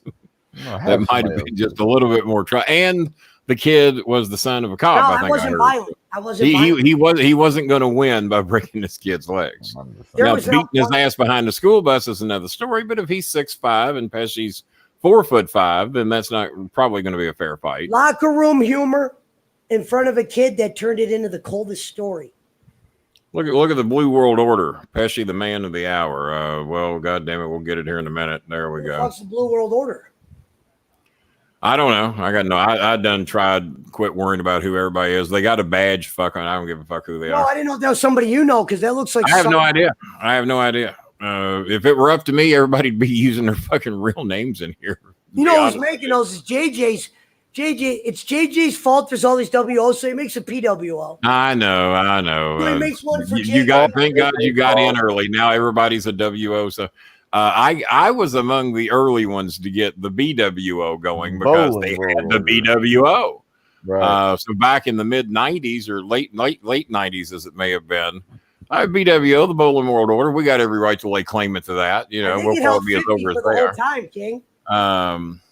And you're the only one I've told not to use your real name because no one knows who Brad Asnovic is. It's Mountain Timer, they know, thanks to me. And Salty Pepper or whatever his name is. You only had to tell me one time you should put Pesci as your name, and I did. And there you were. And look at you now. You're on here, and Salty Timer's not. So there we go. He's been invited. So there we go. Lemonhead, yes, I didn't want. Contrary to popular belief from Bob Hazelwood and the sheriff who ganged up on me early, I let them have a lot of the show tonight. But he brought up some points that I felt I needed to interject where I could relate with him at. And that's called interrupting. So King, we did good. 2 hours, 44 minutes. I'm confused why it seems like we did too long. I don't know that we did. We used to do 5 hours. That's why I said this is good time for that story. I said about 2 hours. A 5 hour story is long. When it's 5 hours of random shit, it's a whole nother thing. But a 5 hour story can be a little long. That's why I wanted to spend a little bit less time in the 30-minute, 40-minute preamble to get to the meat of the story so we held everybody's attention as best we can. And obviously we couldn't hold everybody's attention, but we didn't do too bad. I had to let them know we were with each other for a year before. I got you. And it took us a year to tell that. So it all worked out good in real time. Let's see. Take a look at me now. There you go. Take a look at me now. Like the song from Blackpink. Well, fuck. Everybody wants to comment now. Where the fuck did it go? I didn't even read one comment during that. That's all. Burnett Avenue. He knows about Burnett Avenue. So Lemonhead. I'm actually confused as to who you are. How did you know Glenn Fox? Was it Lemonhead or whatever?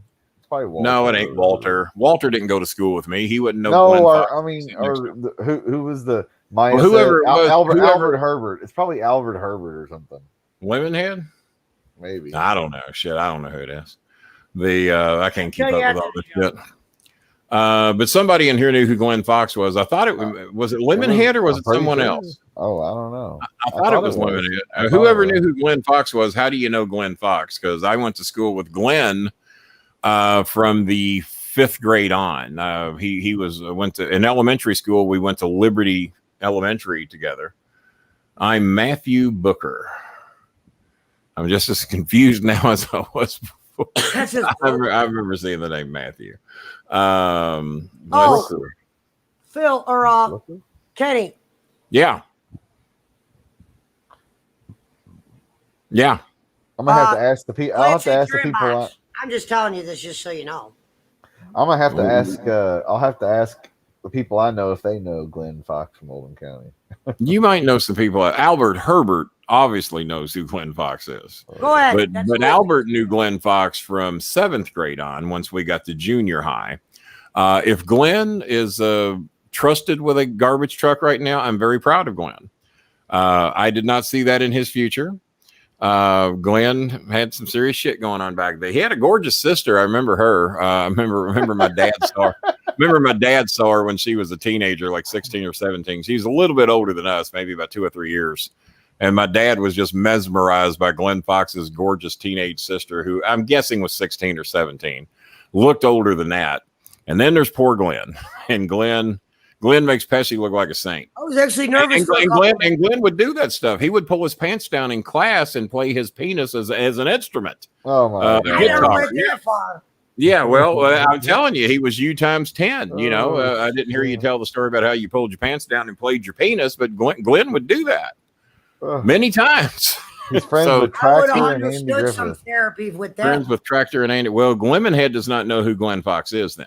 Okay. Well, I'm sorry that you're friends with Tractor and Andy Griffith. That would explain any tough upbringings in childhood that you would have had. Being raised with those two, especially Tractor. I can't remember. I don't remember. Somebody in here knew who Glenn Fox was and said that he drives a garbage truck. So if anybody can find that comment, Glenn Fox now drives it. He's still alive. And it might have been Eric's lawn. It might have been Eric's lawn. It was lawnmower. It was lawnmower. Yeah, lawnmower. How do you know Glenn Fox? What year did you go to Oldham County? Because that's the only way you would know him. And if I had to bet my balls on it, I don't think Glenn went through the graduation line that I can remember. Seems like he left in 10th or 11th. I can't remember, but okay, Lemonhead. I did not realize you were friends with Tractor, and I never see Tractor and Andy in here anymore. Andy was being a smartass one night and donated $1 when we were raising money for a serious thing, and I blocked his ass for like 3 weeks. He raised that dollar donation, I'll tell you that. But we did reach the minimal $150 goal. We're not taking your donations now. We would.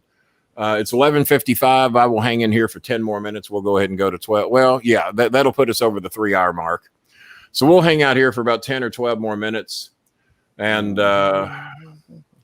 does Mountain Timer just have some fucking mental disorder that just Hey, Kenny, to be able he just doesn't know he just doesn't know when to do shit? Is it a mental disorder that because I thought he left a long time ago? Didn't he leave and basically said fuck everybody, I'll see you later? And his I think his wife, and then the minute I left, he snuck back in here like a fucking snake in the night. I think his wife in the night, whatever you want. What's that? His wife bullies him at the house, and this is the only. Is that what it is? And he has to try and get his shit. I actually like to send him to that counselor I had to see what they say. Yeah, he might be putting in institution for a couple of years. Their hypothesis. What if I do love Estelle Getty? What if? It's like when Pesci said, "What if I didn't what if I didn't ship the television? What up, fuck? Who gives it? Maybe I'm into old white women. Maybe not, but you never know." Kenny doesn't like. I don't know. There's only so much he can do with his under. I don't know. We still got 51 in here. We wouldn't mind picking up a few more donations. I got blocked and said, no, you were timed out. Blocked and timed out. It does say you were blocked for 5 minutes, but it gives me the option of a timeout or a block. And if you're putting too much attention on yourself and in the chat room instead of listening to Pesci's story. Bob Hazelwood and Wydat got on me for interrupting. Well, goddamn, I was gone for fucking ever. But if he says something that I want to know more about, or if I have a parallel story that I can kind of get where he's from, I'm going to fucking interrupt. And I will trust Pesci will figure it out and he'll get back on track eventually. Like tomorrow, the show I'm on technically has a 1 hour time limit. For those of you that want to see me on that Sportskeeda network, sign my contract. I appear tomorrow. First time as a paid guest. They should pay me for the first time I was on because I made them a lot of money that night. Turned out they said they took in like $1,000 in donations that night from once other people figured out how to do it. So they got 120 while I was on the air, and they got like another $800-900 in donations after I went off the air, and they still don't know where the money's going. Nobody knows. So they're in India. This King. Listen to this. I would think the guy in India is getting some money. The guy that was my doctor, my mother. Yes, Salty disappeared in a hurry, didn't he? I think Timer got really tired of running both of those accounts. I think Hazelwood ratted him out on that somewhat early. He got tired of jacking. Did I make Hazelwood mad when I told him I got this shit? I haven't heard from. Did I piss Hazelwood off? Well, I might have really fucked up. So I'm with my mother once in he's liable to take back all his donations. I don't know if he can do that or not, but boy, if I pissed Hazelwood off, I got to shut this program down. And I always tell people, my mom was not the type to punish me, as in she never grounded me, stuff like that. I didn't, stuff I did. There's Lemonhead. Well, that makes up for the lack of donations that we get from Tractor and from Tractor claims he's never had $1 in his life. Anytime a donation comes from down that way, it's always Andy Griffith that would make it. But he donated $1 one night when we were having a serious, and he's acting like he's making all this money and this, that, and the other, and then he donates $1. I said, fuck you. This is serious shit to me. So he pissed me off, and then he apologized, and then he sent $10. So it all worked out. So King, the guy made. Oh goddamn, we're fucked now. That puts the fucking heat on you, Schmidt, because he just took back about $1,500 worth of donations. Oh, and Schmidt just quit the show. Look at that. God damn. Shit. Fuck. Well, we're now in the negative dollars. Sorry, Filipinos. Pesci, are you out too? And we have no reason to do a show of all three. We have no reason to do a show of all three of you go away. God damn. We're starting. Did Pesci quit? Did Pesci take himself out? I didn't do it. Yeah, he did. Pesci did. Oh, I thought Pesci. I took myself out. We're starting the. Oh, okay. Well, Pesci quit. So yeah, I now owe money. We're starting the BHWO, the Bob Hazelwood. I never heard from Hazelwood again after I said that. No, I mean, I was serious. I mean, I do have a tendency to interrupt. That's why I purposely laid out of a lot of this show to make sure the temptation wasn't there to do so. But no, the story, it truly moved me. I mean, it's a shame. Like I said, I'll be the first to say what you did wasn't smart. If I was who I was in 6th or 7th grade, I would have fucking smacked the shit out of you. If you'd pulled that shit on me, you wouldn't have to worry about me growing up to be 6'5". I said, bring your fucking dick clarinet over here and I'm going to shove it up your fucking ass. And me and you wouldn't have had any more problems after that. But teachers, counselors, parents, a lot of people should have said something. They failed you. Yeah, they failed you. The school system, the school. Nowadays, the school was millions for that. Repeat that, Schmidt. I said nowadays the school system would get sued and they would lose millions and it'd be all over. It'd be on CNN and shit. Like, can I say what they said to my mom real quick at the before I was out of there? So it was just me, mom, and the doctor. Now, my mom, I'll admit, she never punished me. That could be one reason your mom didn't want you to tell the story, that it may she might think it reflects bad on their parenting. No, she hates me telling that story. Yeah, I gathered that. Well, trust me, I got some stories I've told, and one of them about an uncle who tried to sexually molest me when I was 10 years old. I never told the story till the day he died. She wasn't a bad mom. She just didn't punish. You should have shot him, Kenny. God. He actually tried twice. He was never successful, and I guarantee you the Risen family would have took his side. And he died a couple of years ago. And the day he died is the day I told the story. So I think everyone kind of figured out who it was. Right. Anybody would have suspected. I could have dropped the name. Yep. Goddamn. Yep. He was probably the guy. You would have never suspected him in a million years. He blew me away when he tried. And like I said, he tried twice. He came into my room when I was sleeping at my grandparents' house. When I was staying out there, we would stay at my grandma's to go visit my stepdad in prison, the one I didn't want to visit. I hated him then. He was not good to me at that time. And so he tried twice, and I kept it to myself because I knew, number one, I knew nobody would believe me. Number two, it would just bring the entire Risen family to a fucking crumble. You were dreaming. I'm sure by the time I was on television that people would have believed me. They would have figured, why the fuck would he tell this if it wasn't true? But I just kept it to myself. And the day he died, I sat around here, I cried all day, and I didn't hate him enough to wish him dead. If he had he succeeded, I would have probably felt that way. But he tried, and he was stopped both times. And then he tried to bribe me to let him do things like that. Wanted to buy me a slingshot because he knew I love slingshots. That tells you how desperate some of these sick fucks get, that you think you can bribe a 10-year-old boy with a slingshot to let him do shit like that to you. And so no, I never trusted him any further than I could throw him. I'd never let any other young child, male or female, around him. And but I kept it to myself. And there's a lot of people that said, well, Kenny, you probably should have ratted him out. I just weighed both ends of how that shit was going to go. Well, they're going to hate me. They're going to say I'm lying. Why would you do this? But so I think there were actually a few members of the Risen family that figured out who it was. And I never confirmed it or denied it, but I think his timely death told a few people. And like I said, from age 10 to age, God, I guess the last time I saw him, I was in my early 50s at a family reunion. We didn't have any problems. He never tried it again. Obviously, it was one of those things where we both act like this never happened. Right, Sheriff. Yeah, we act like this never happened. Can I say something real quick? This is an important part of the story. Sure. Go ahead. Don't let me interrupt. So the guy, when my dad wasn't there, took I wouldn't say when a doctor's giving an assessment to someone, I know sometimes they're going to be a little unfair, but he took what you would call low blow on my mom. This was already after I'd been there a couple of years, and my dad's already been fighting to get me out with the computers, and he's already been fighting with the doctor that has more shit to do with than my mental health. It's about just kind of stuff that this guy's running in there, kind of my dad out to be the bad guy, kind of giving him ultimatums, saying this will happen, this will happen. So he does a low blow on my mom. My mom doesn't even mention it. Now, how do you mean a low blow?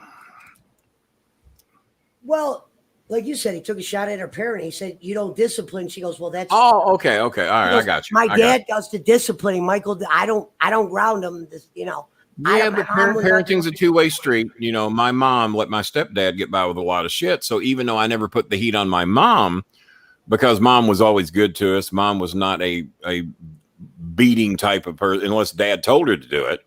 But many other people said, Kenny, no. Many other people said, Kenny, your mom should have took you and left.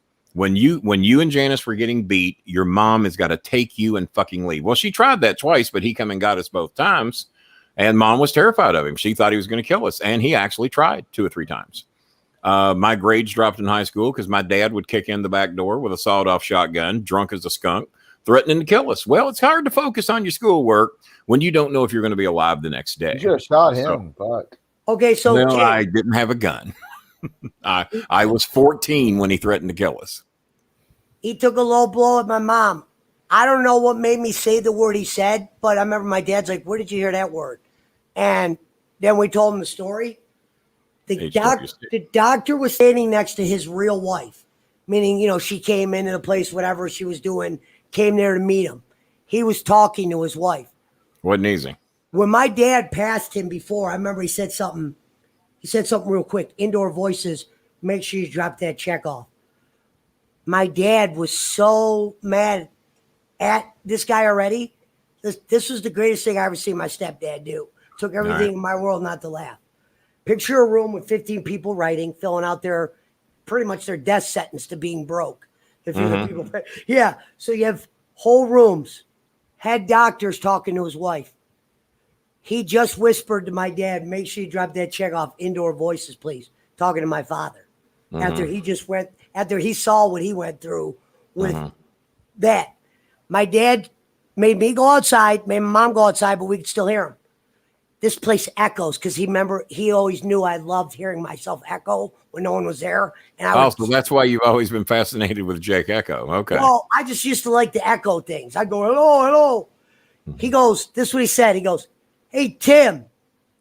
He goes, "By the way, I think you're the worst fucking doctor I ever met, you piece of shit," and walked out in front of his wife and all the newcomers. When he's getting ready to say he's the man. He's about to do the orientation.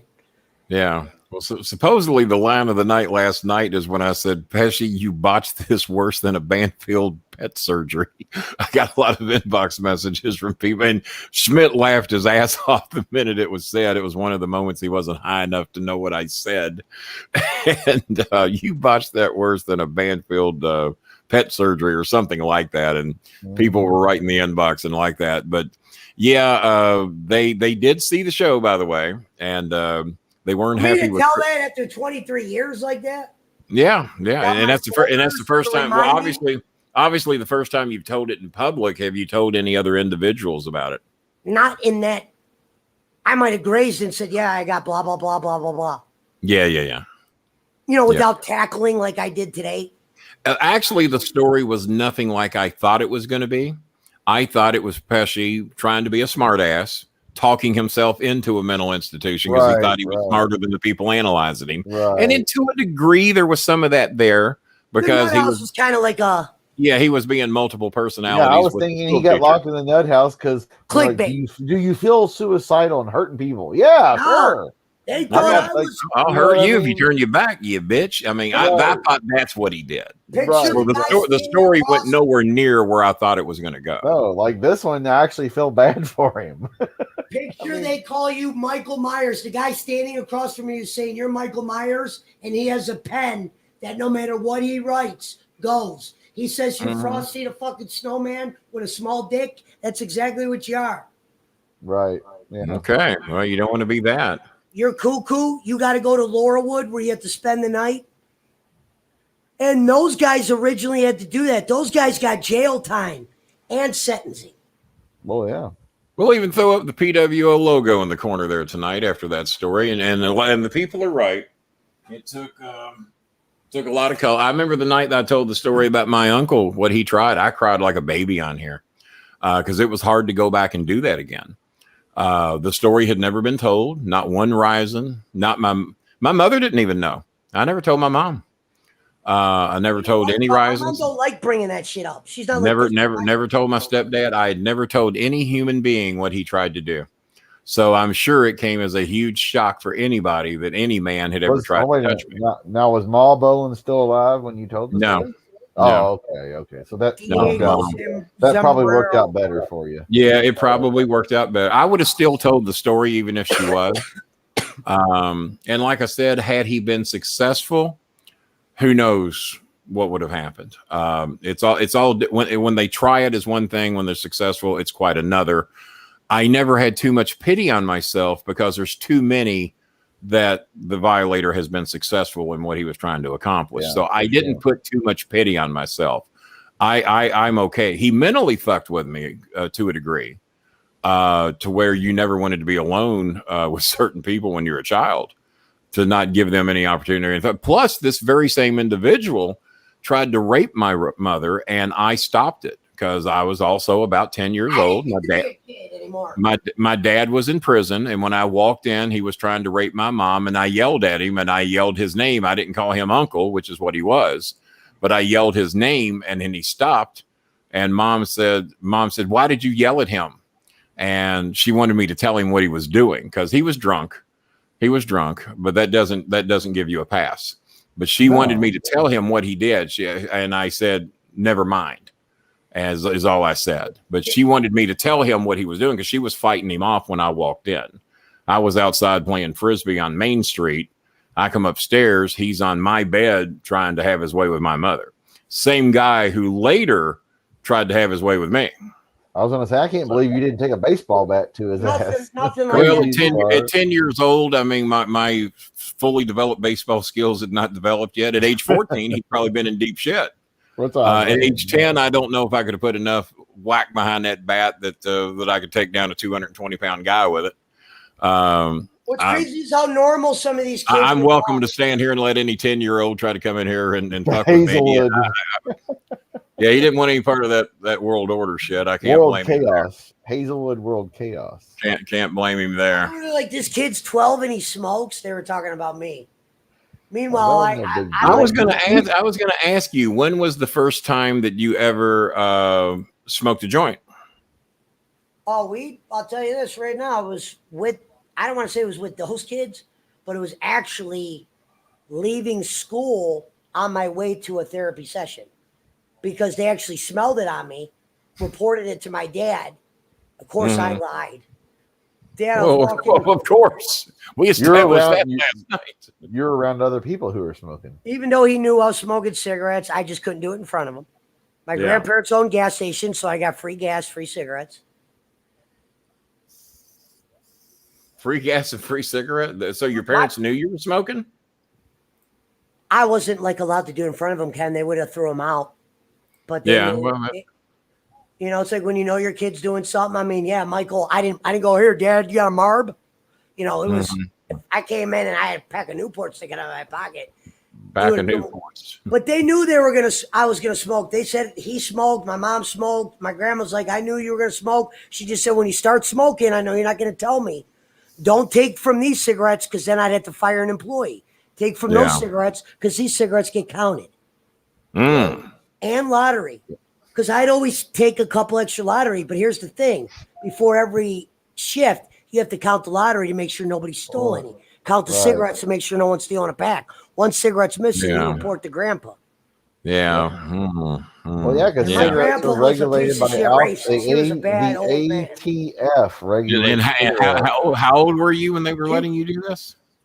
No, they would let me go to the gas station. I wasn't smoking cigarettes. It was never in front. My grandma would say it, "I know you're going to do this. I know you're going to do that." Yeah. I don't condemn. But if you're going to take cigarettes and you're not going to say nothing, you can't take from these, Michael. Somebody will lose their job. Take from all right. As a parent, as the advice I would give myself, why not say don't take anything, work for what you want, and number one, you're not old enough. I was working for her at the gas station. They would. How old were you? Spoiled. 13 years old. I'd run. Okay, you're working, but you're not old enough. I was not on a clock. I was with my grandma. Doesn't matter if you were on the clock. Legally, you're not old enough to be smoking cigarettes. Well, King, it was not like I was on a clock. My grandma would just give me a bunch of money. Doesn't matter. That's bad parenting. Oh well. Bad parenting. I Pardon? never said I had good parents. Well, I I never never Pardon? said I had good parents. Well, also back then, Kenny, Bad parenting. you could be 16 and legally buy cigarettes in Kentucky back then. I don't know how Ohio was. I was 9.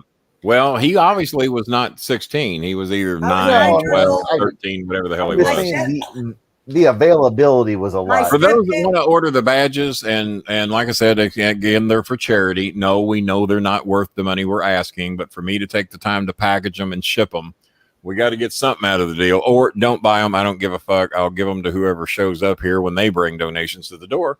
I'm going to see you Friday, right? Do you have a color that you prefer? Oh, I don't care. Green, maybe. So you're just gonna. Did you notice who's not in here tonight? The Cokes.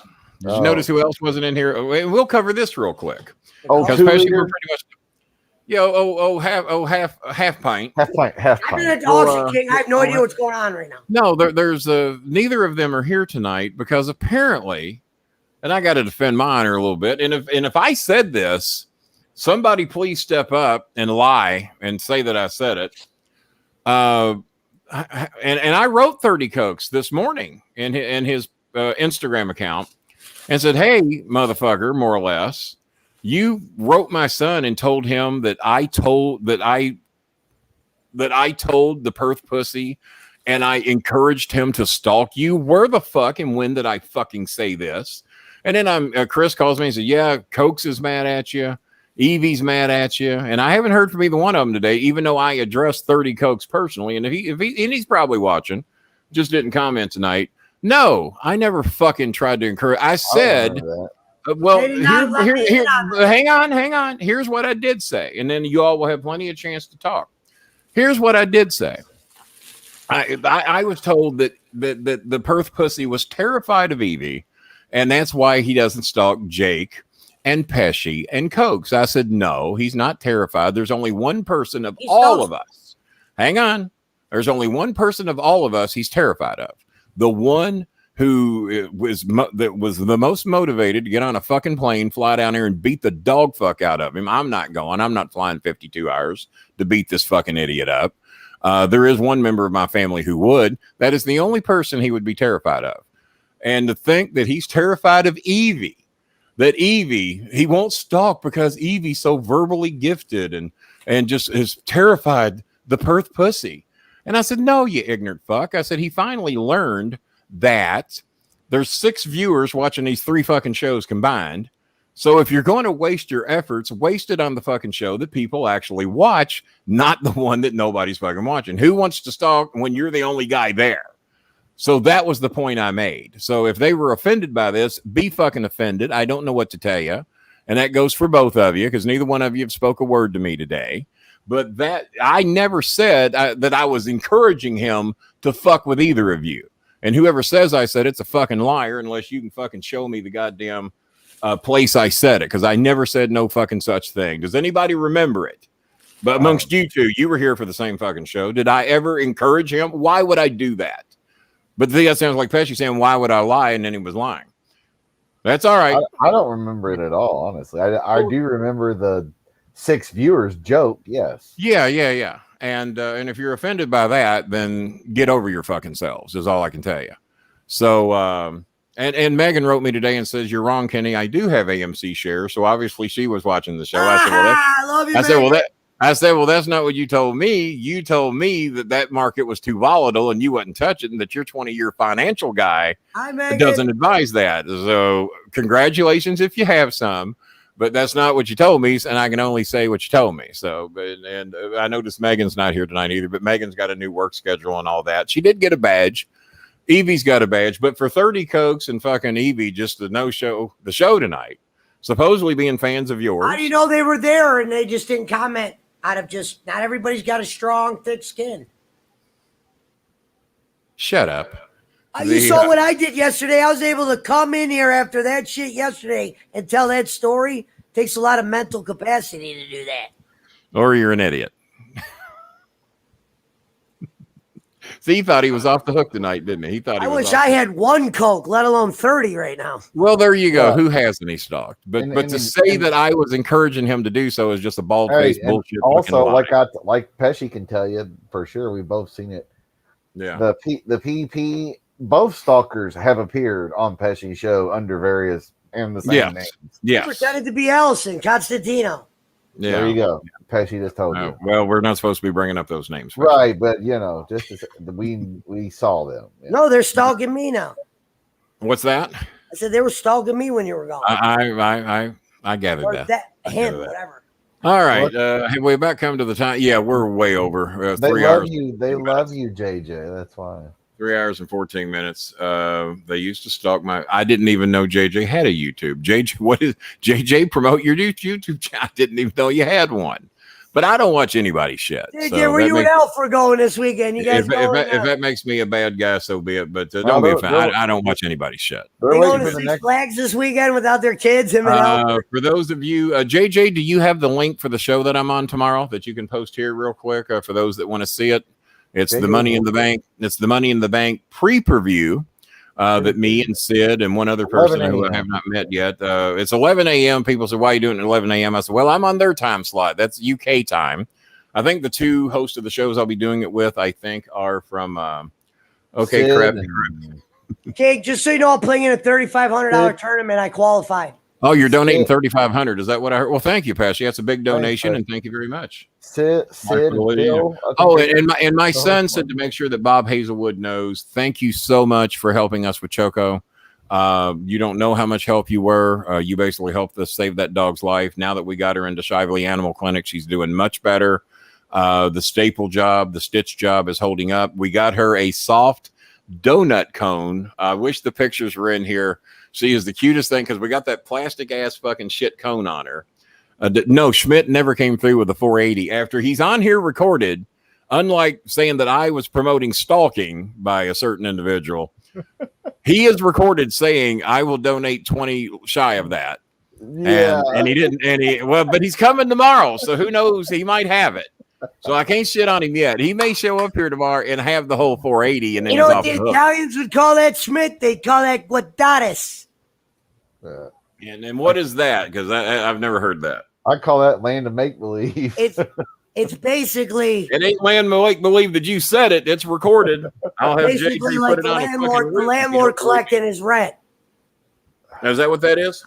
Yeah, but they don't use the word landlord. I'm sure he'll be more than fair tomorrow with whatever he shows up with. But no, my son told me today out on the porch. He said, please let Mr. Hazelwood know that I really appreciate what he's done. He said he stepped up 2 or 3 times when he was more of a help than he realizes, and please make sure he knows that. And Chris doesn't go above and beyond in bothering to thank anybody that has anything to do with this show, but he certainly respects Bob and not for the money. We know Bob's a smart guy, and that's why we enjoy having him on the show, even when he tells me not to interrupt Pesci. And but no, we really appreciate it. And it does sound like there's going to be a day nice bounce back with AMC. We're hearing good things 2 or 3 weeks down the road. I hope it happens, but it's coming eventually. That's all I know. It's coming eventually. The only way we lose is if we sell. So for those of you that have shares, Megan. If we hold, we win. If we sell, Megan, we love you. Schmidt, quit reading your goddamn phone and give a shout out to Megan. Texting Jake. AMC Megan. She'll be the first one I have on it. If I do, hey, Bolin, no word out of my network today. You must have shut that shit down. And there it is, ladies and gentlemen. JJ went and retrieved it. The Money in the Bank 2021. With Phil Lindsay, Kenny Bolin. Well, there's one other person there too. Sid. Oh, Phil and Sid. Yeah. Well, where's Sid's name? Why'd Sid get fucked? I don't know. Probably because we only got one name. That's probably why. I'm still pissed that they don't have me and Dutch scheduled to do one of these things. Me and Dutch are the fucking draw. We got to get Dutch better sound though. Hell yeah! Get that fucking weirdo out of there. Well, let's not call him a weirdo. I haven't worked with him yet. No, you're right. I like Dutch though. Dutch was good. Dutch is good. We got to get Dutch better sound. We got to get Dutch up to snuff. But you can tell he's smart. Well, Chris, his dad, why don't you send him one of your mics? That's why he doesn't have a mixer. He doesn't have a PC. He does this on his phone. I'd have to send him about $2,000 worth of shit to get him up to snuff. Or but I bet he won't even wear headphones. I could send him a set of Monster Intunes. I could he just was talking in an earbud. I know what he's doing. Yeah, I saw it. Yeah, we need to get him because Schmidt don't sound bad, even though he doesn't have the shit that me and Pesci has. Yeah. At least he's comparable. At least it's not horrible. I'd love to get him. The headphones work great. I mean, for real. Yeah, yeah. So what you're talking through is the headphones on that phone, right, or on your headset, right? You know what people say about me and King No Lot? What's that? They always say, why do we usually the only ones that look professional? Not like when Bob comes on, but we're usually on with people who don't have mics or people are in spinning chairs or in a car. Remember Pete Rose? Well, Pete Rose was in a basement spinning on a chair, and then the next minute he was like in the woods driving. You remember that? And I'm like, how does he still have bad internet in the woods? I don't know. That might some people don't give a shit how they look or how they sound. And in my early days of being on Cornette's show, you know who motivated me to do better sound and care about your podcast more was Vince Russo. When I appeared on Russo's show, Russo had a microphone very similar to this. And I said, well, how do I get one of those? He said, they're about $125. I said, but you sound good, man. I said, it looks professional, sounds professional. I said, I'm going to get one of those. I'm going to put the money into it. And that was 6-7 years ago. And I went through my distributor, Shinsuke Knockoff Amora, and he found that very same microphone for a fraction of that. Shinsuke Knockoff Amora. He's big in my. You know him? He follows me and he retweets me quite a bit. We have not spoke directly to each other, but he likes that I put him over, and he even liked that I put him over on that last show that I did. Oh, JJ, here's what I need. Sports Kita, you know the background I have here right now? Well, I would love to debut on their show tomorrow with a Sports Kita background similar to this. So can we get something that looks real good? And I'll use that as my background on the show tomorrow, and I'll give you credit for making it for me. So we need a Sports Kita logo background, very much like what I'm using right now, and I will use that as my green screen. It's sport. How do you spell it? Keeda, I believe. Or is it T? Or is there a T in it? I believe is there a T in it? Hold on, I'll double check for you. Yeah, double check. Yeah, I'm still doing my show, but I will be with you as soon as the show is over. Yeah, it's Keeda. Keeda. You spell that for him again? KSPORTS. The best thing to do is just go steal the logo and make me what you made here. Just steal the logo. Yeah, it's just an SK. That way you don't have to spell anything. Just steal the logo. Just steal their SK, but make it look like BK or KB. I mean, every other one. It's red and white. I've told them after tomorrow it's going to be named the King Kita. We're going to name it King Kita after tomorrow. Oh, I'm telling you, okay, it's a little SK. Sure you that window, KB, it'll look just like theirs. There's two of you talking. I couldn't understand either one of you. Go, Pesci. I said, if you ever do get your foot in, unlike Cornette. Well, my foot's already in. I'm on tomorrow, and I was on last week, so my foot's already in. Hole in there. I signed a fucking contract. My foot's already in. I got both feet in. My big ass is in a chair. Next month, you got to have me come in with you. Well, I can't because they determined the guest. I just can't drag guests along with me. Well, then you don't got the pull yet. You got your foot in. Well, the pull doesn't have anything to do with it. I mean, they determine who the guests are on their show, as I do here.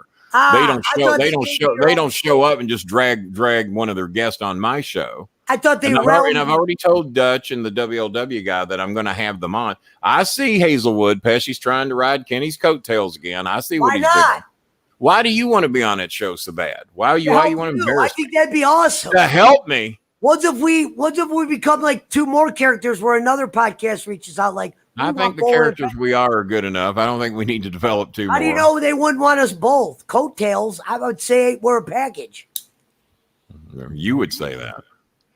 You're a package, all right. Big package.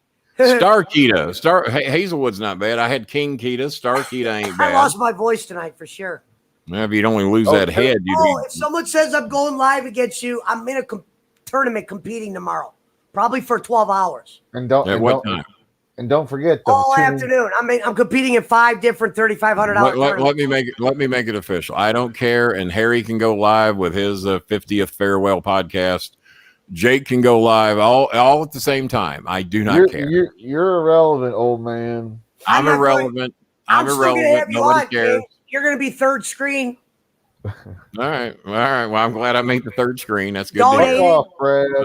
But no, I don't care. I don't care. I don't care. Well, I got an invite. I got a chance to make money tomorrow. Hey, Pesci, Well, I hope you make some. You won't work. King, if I win first place, I'll make $100 donation on my mother's life. If you make first place, you got to be making $1,000 donation. What's the grand prize? $3,500. After that, it drops. You better donate $1,000 if you come in first. It's found money. I don't get 10, 1,000. I got my eye on an AC right now. On an AC? You ain't got an air conditioner? I don't like the one I got. What's wrong with the one you got? It's getting aged. I want one that's got like a remote, maybe a little rhythm.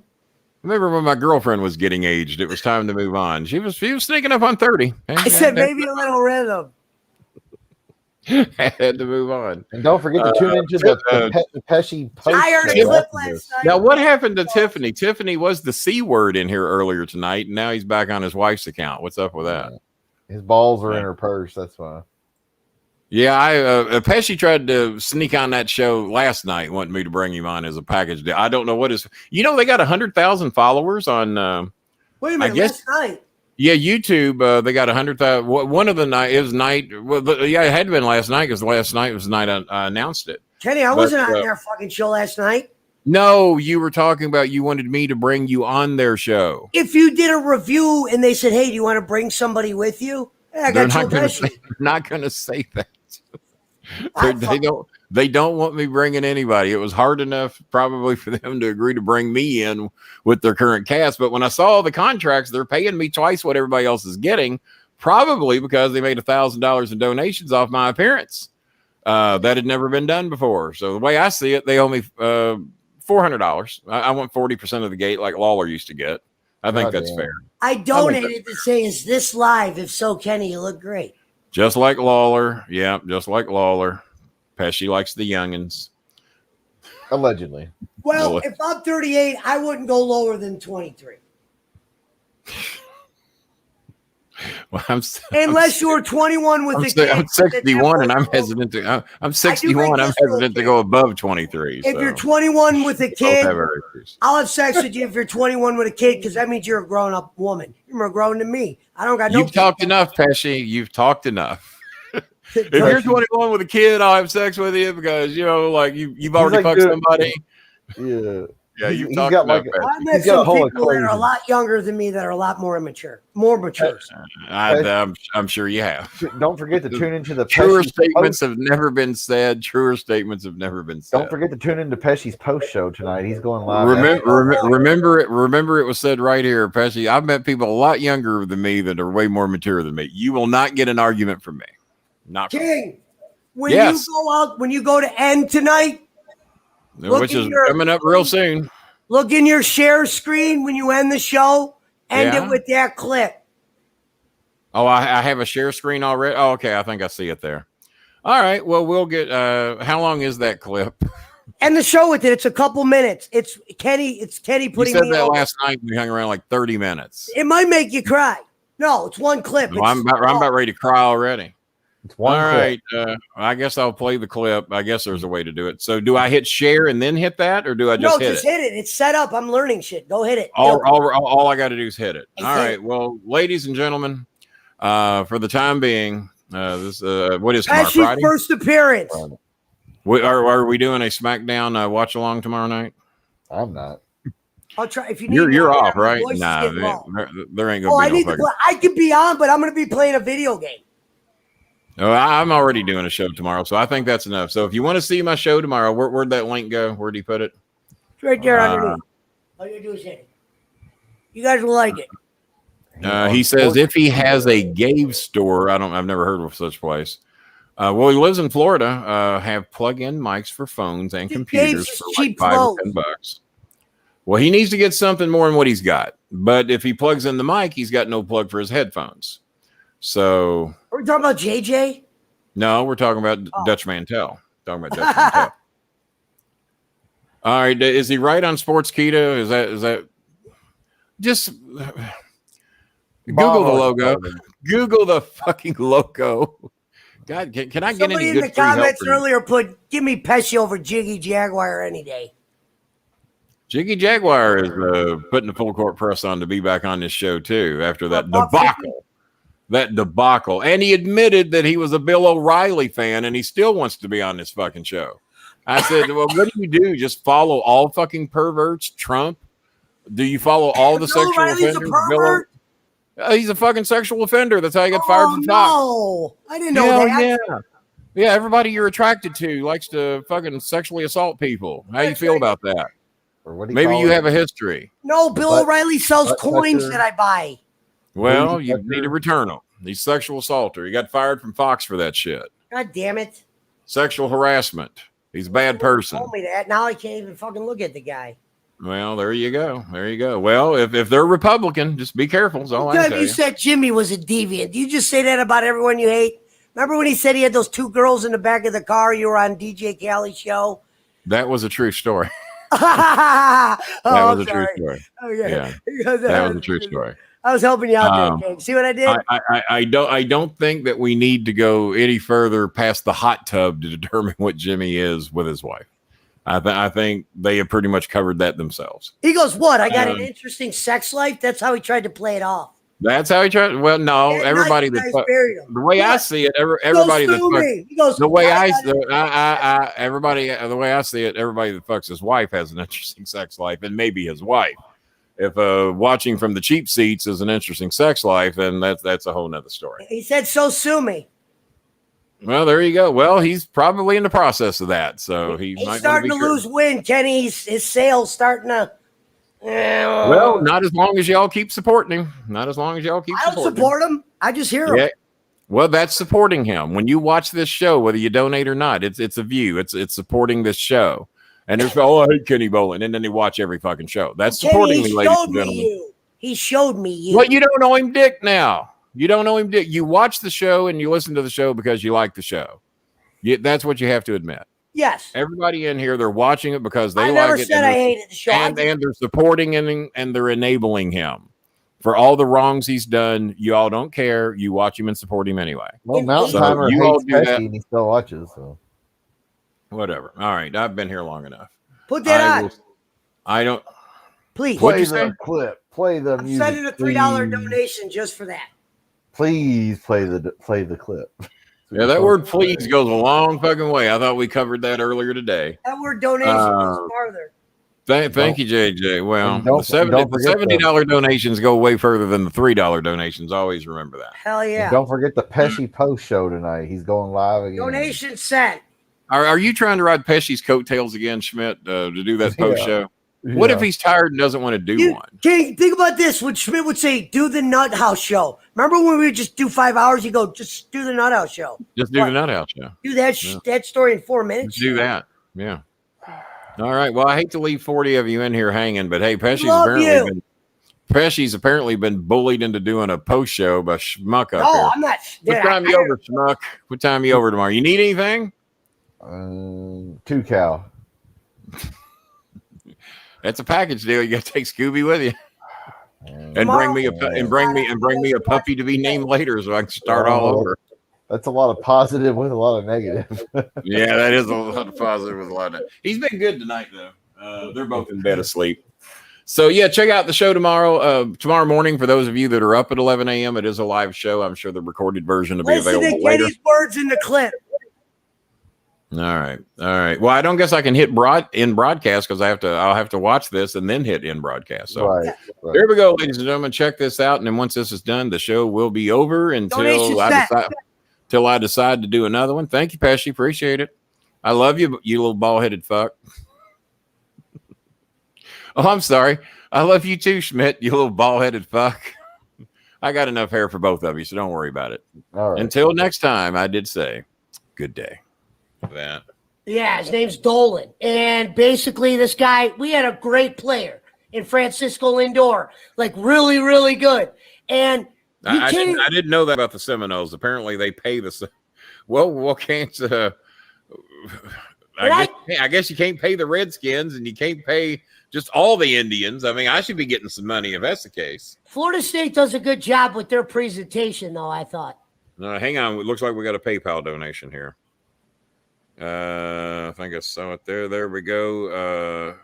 Marines, if I'm reading that correct, Rodriguez just donated $10. So thank you very much. We greatly appreciate that. Let me see if I have any other PayPal donations I've missed. I think we got them. Yeah, and Joseph Stahl donated 10. So there we go. So there's $20 in PayPal donations. Now everything else has been here. I'm sure we're over 200. I haven't really done the math, and my guy JJ Arwood, I haven't seen him. Oh, that's your wife. Okay, you can never see JJ. Who is Serrano? I have not seen your lady, so you know me. I'm a horrible human being. I'm not as bad as this guy. I haven't been to prison twice. No, Kenny, you're should really not. Should have been 5 times probably, but no, not 5, but. But you are definitely the most popular guest I've ever had, and that includes all my celebrity. I don't think my celebrities get this big of a pop. I have never seen an outpouring of affection that you have gotten tonight. We definitely. I don't know if you can do one every week, whether we need to do one once a month or every 2 weeks, but we will do at least once a month. We might even do more than that. And it's funny about Vampiro. When I was watching his show with you, I wondered if he actually ever got to hear some of your, promo videos. Oh, he hasn't. I can assure you he hasn't.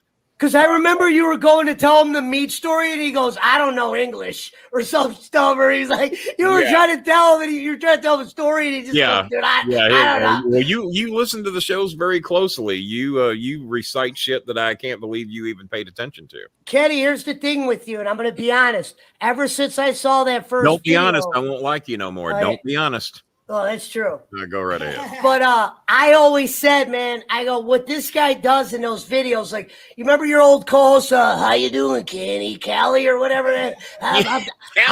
Callie did have a bit of a rough voice. I'm hanging in there, Kenny. DJ Callie, she was a DJ. Now, sometimes the voice was rough, but she actually had a soft voice. That's the end of it.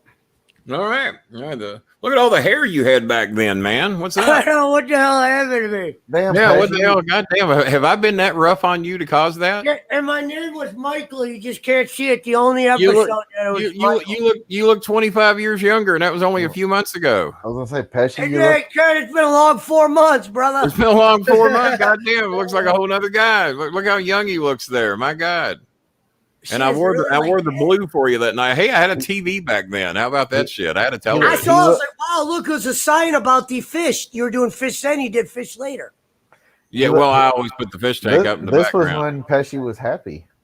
Before it was back. Well, I guess 4 months of beatdowns on his show. Well, that was my first time on there, and I knew I was going to get to come on again. That was the whole thing. Well, I didn't know you were coming on again. I had no clue. All right. Well, okay. That was a good old flashback there, just to see how much Pesci's aged in 4 short months. Okay, let's see if we can find a clip of Schmidt's first ever. I got one. You want me to do one more, Ken? Go ahead. Why not? A lot of them are putting me over. My apologies. No, I had a feeling. Never. I had a feeling. Hold on. I'll find one that me and Kenny shine in. Hold on. Oh, here's great. Kenny's going to love this. All right, well, jury's still out on that. This is me feeding you a small one. I do like how we can show videos here where you can get all three of our reactions. Yeah, I like that. That's good. Go ahead. Right. You should see it down there. You could kick off the other one and then send a new one in. It's simple. Is it? Add the stream. It wasn't. Okay, here we go. Kick from studio. Kick that guest out. Okay. Uh-oh. Everybody went. Everybody went. So Pesci's got to come back in because when I hit kick, it kicked him out with this video. That's weird. So Pesci, you got to come back in, bring your video, and that at least that way to be the only video there. Apparently, I kicked out the wrong video. Yeah, probably. It's the only option it gave me was kick guest out. That's I clicked the video and it said kick out, and it kicked everybody out. So Pesci, come back in, and we'll play that last video. All right, let's get him in there. All right. Yeah, when I kicked out that video, it kicked all of you out. So now just here. This is all you do. When you click on the new one, yeah, don't exit out or anything. Just Well, I'm not. Just post. I got it now. Just post the video, and I got it. Okay, you want me to let me put it up there. All right. Yeah, you gave me 2 videos to pick from, and when you told me to kick it out, it kicked you out. We haven't had one comment since we've been playing those videos. Did everybody just leave? There's still 40 people in here. Okay, 41. People are entertained. Okay, here's me and King. Oh, I remember how hard I was laughing inside, trying not to laugh out loud. Okay, here we go. You'll see it on the bottom. Like I'm already smiling like Jim. All right. Roll tape B. Mr. Bearded Bolin. lady's a true story. That's a true story. Man was dating a fucking bitch with a beard. I mean, no offense to those of you females out there that have a beard, but he was dating one of them. You see how I got out of that? Did you see how I got out of offending all the bearded ladies in the world? Even though I haven't seen maybe 1 or 2 in my life. No, if people knew you, they would know you're not offensive. But and Sheriff Donald Lord is correct here. No, I made this comment on my last show. If anybody during a Jerry Lawler Bill Dundee match, regardless who the heel was or who the face was, if anybody had ever shouted in the 70s, 80s, or 90s, "This is awesome," right? You don't like those guys. Lawler would have stopped the match. He would have looked at Dundee and just hold his hand like, "No, stand right there," and he'd have looked at the people like, "Are y'all fucking stupid?"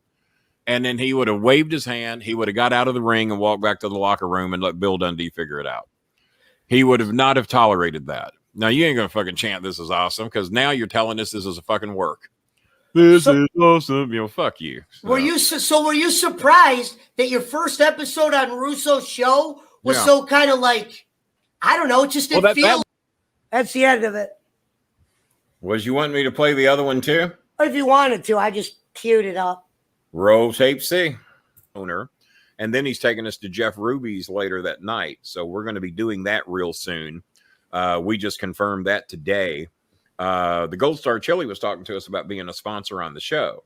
That apparently didn't work out. He's having us up to Cincinnati. We're going to go to Gold Star Chili because he's a part owner of that. He's also part owner of another like sandwich shop. I forgot the name of it. They used to have one here in Louisville, but it closed down right when the pandemic hit. And he's going to take us to Jeff Ruby's, which we have one here, but Jeff Ruby's is expensive shit. So I'll go to Cincinnati just to eat at Jeff Ruby's. So listen to this. Cody from up around Milwaukee area, I think, or South Dakota, says bring him back for sure. This is before you South Dakota. I'm trying to kill some time as we get some more people in here. And the Goomba services, they want you on the Thursday shows. That's Mike Pesci. He was supposed to be a Goomba at OVW. People asking who you are. You actually. What's the over-under on your blood pressure right now? They want to know. Well, I'm actually starting to calm down a little bit, but that gets me heated, Kenny. You was getting worked up when those cops were fucking with you. That gets me mad because I've done a lot of bad things in my life. So when I'm not doing something bad, and I'm getting yelled at for doing the bad things. Yeah, it's like me, man. Don't all the bad shit I've done, and you're gonna fuck with me when I wasn't doing anything wrong. I mean, it just bothers me. I leave this fair, so this is the first thing I do. I look at my buddy and I go, "Hey, do you think that this is the show right now?" But I will check in with you in a little bit. I go, "Do you think this is the only fair that does Chuckle Luck?" So me and my buddy were on a mission. $500 fucking dollars. We were gonna go find a way. I could make $2,000 to $4,000 a week, depending how dedicated. Assuming I did. And I lied about the number. I didn't know you well. And I knew person it was could make $2,000 to $4,000 a week, doing that thing, and that lasted from 86 to 90. Ready. So overall, yeah, but I don't know if I ever made $4,000 in a day. Maybe it was probably like 5.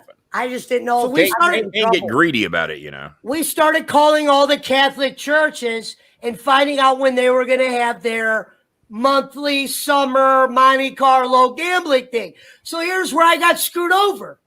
I'm calling places. We start finding out we can't find Chuckle Luck.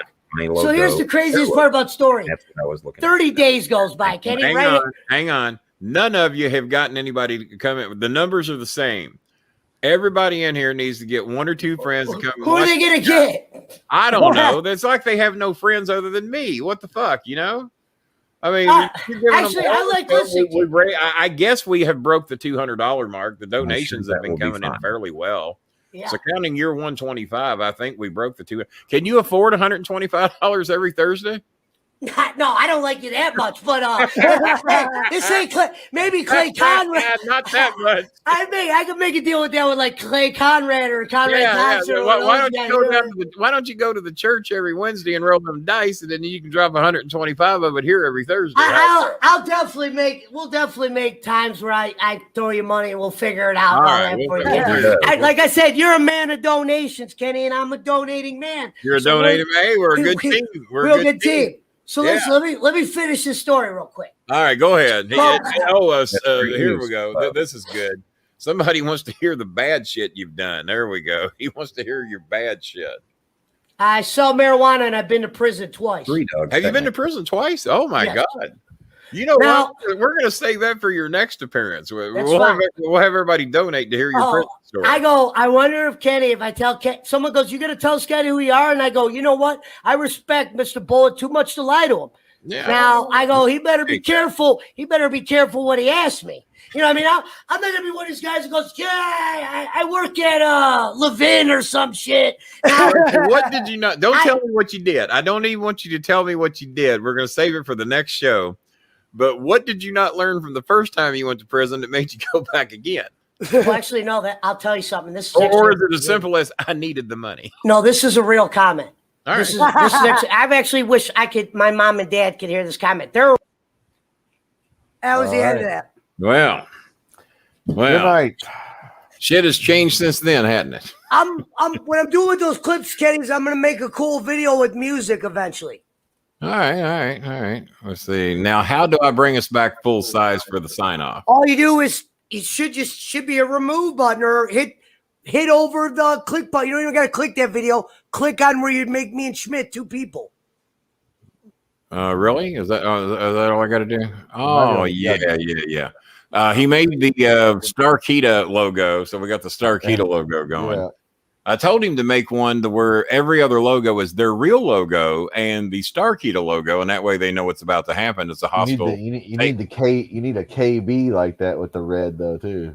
Yeah, a hostile takeover of their network. Can't believe Pesci wasn't smoking in these clips. No, he was scared to do it on air back then. I didn't want Kenny. It was like smoking in his house. I didn't want him to be thrown off by. Well, I guess that's one way. You obviously don't care about smoking in my house now. Well, no, because eventually you said blow all the dope you need if it helps you out, and I was like, all right. Hey, if it helps you out, blow all you need. That's as long as you ain't going to get arrested for it on the show, then I don't. No, hell no. I got a card. No, you got the card. You got the card, Schmidt. You smoke as much as Pesci does. They don't have those in Kentucky. Sometimes the weed I have is not from the place, though. That's what makes it illegal for me. You know what? Give me some advance notice when you get here tomorrow, and I'll bring Scooby out to where he can play with you outside a little bit, run in circles or something. Might even take him off his leash and let you walk him down Cherokee Road and see if you can catch him. No, and then you can come in and meet the Comfy Cow.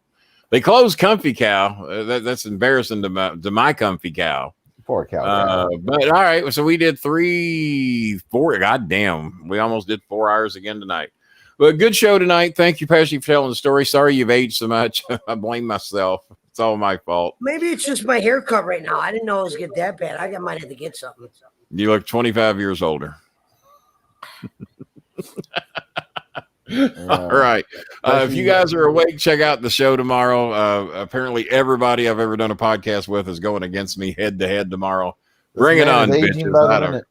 He's aging by the minute. Pesci's going to be 85 by the end of the year.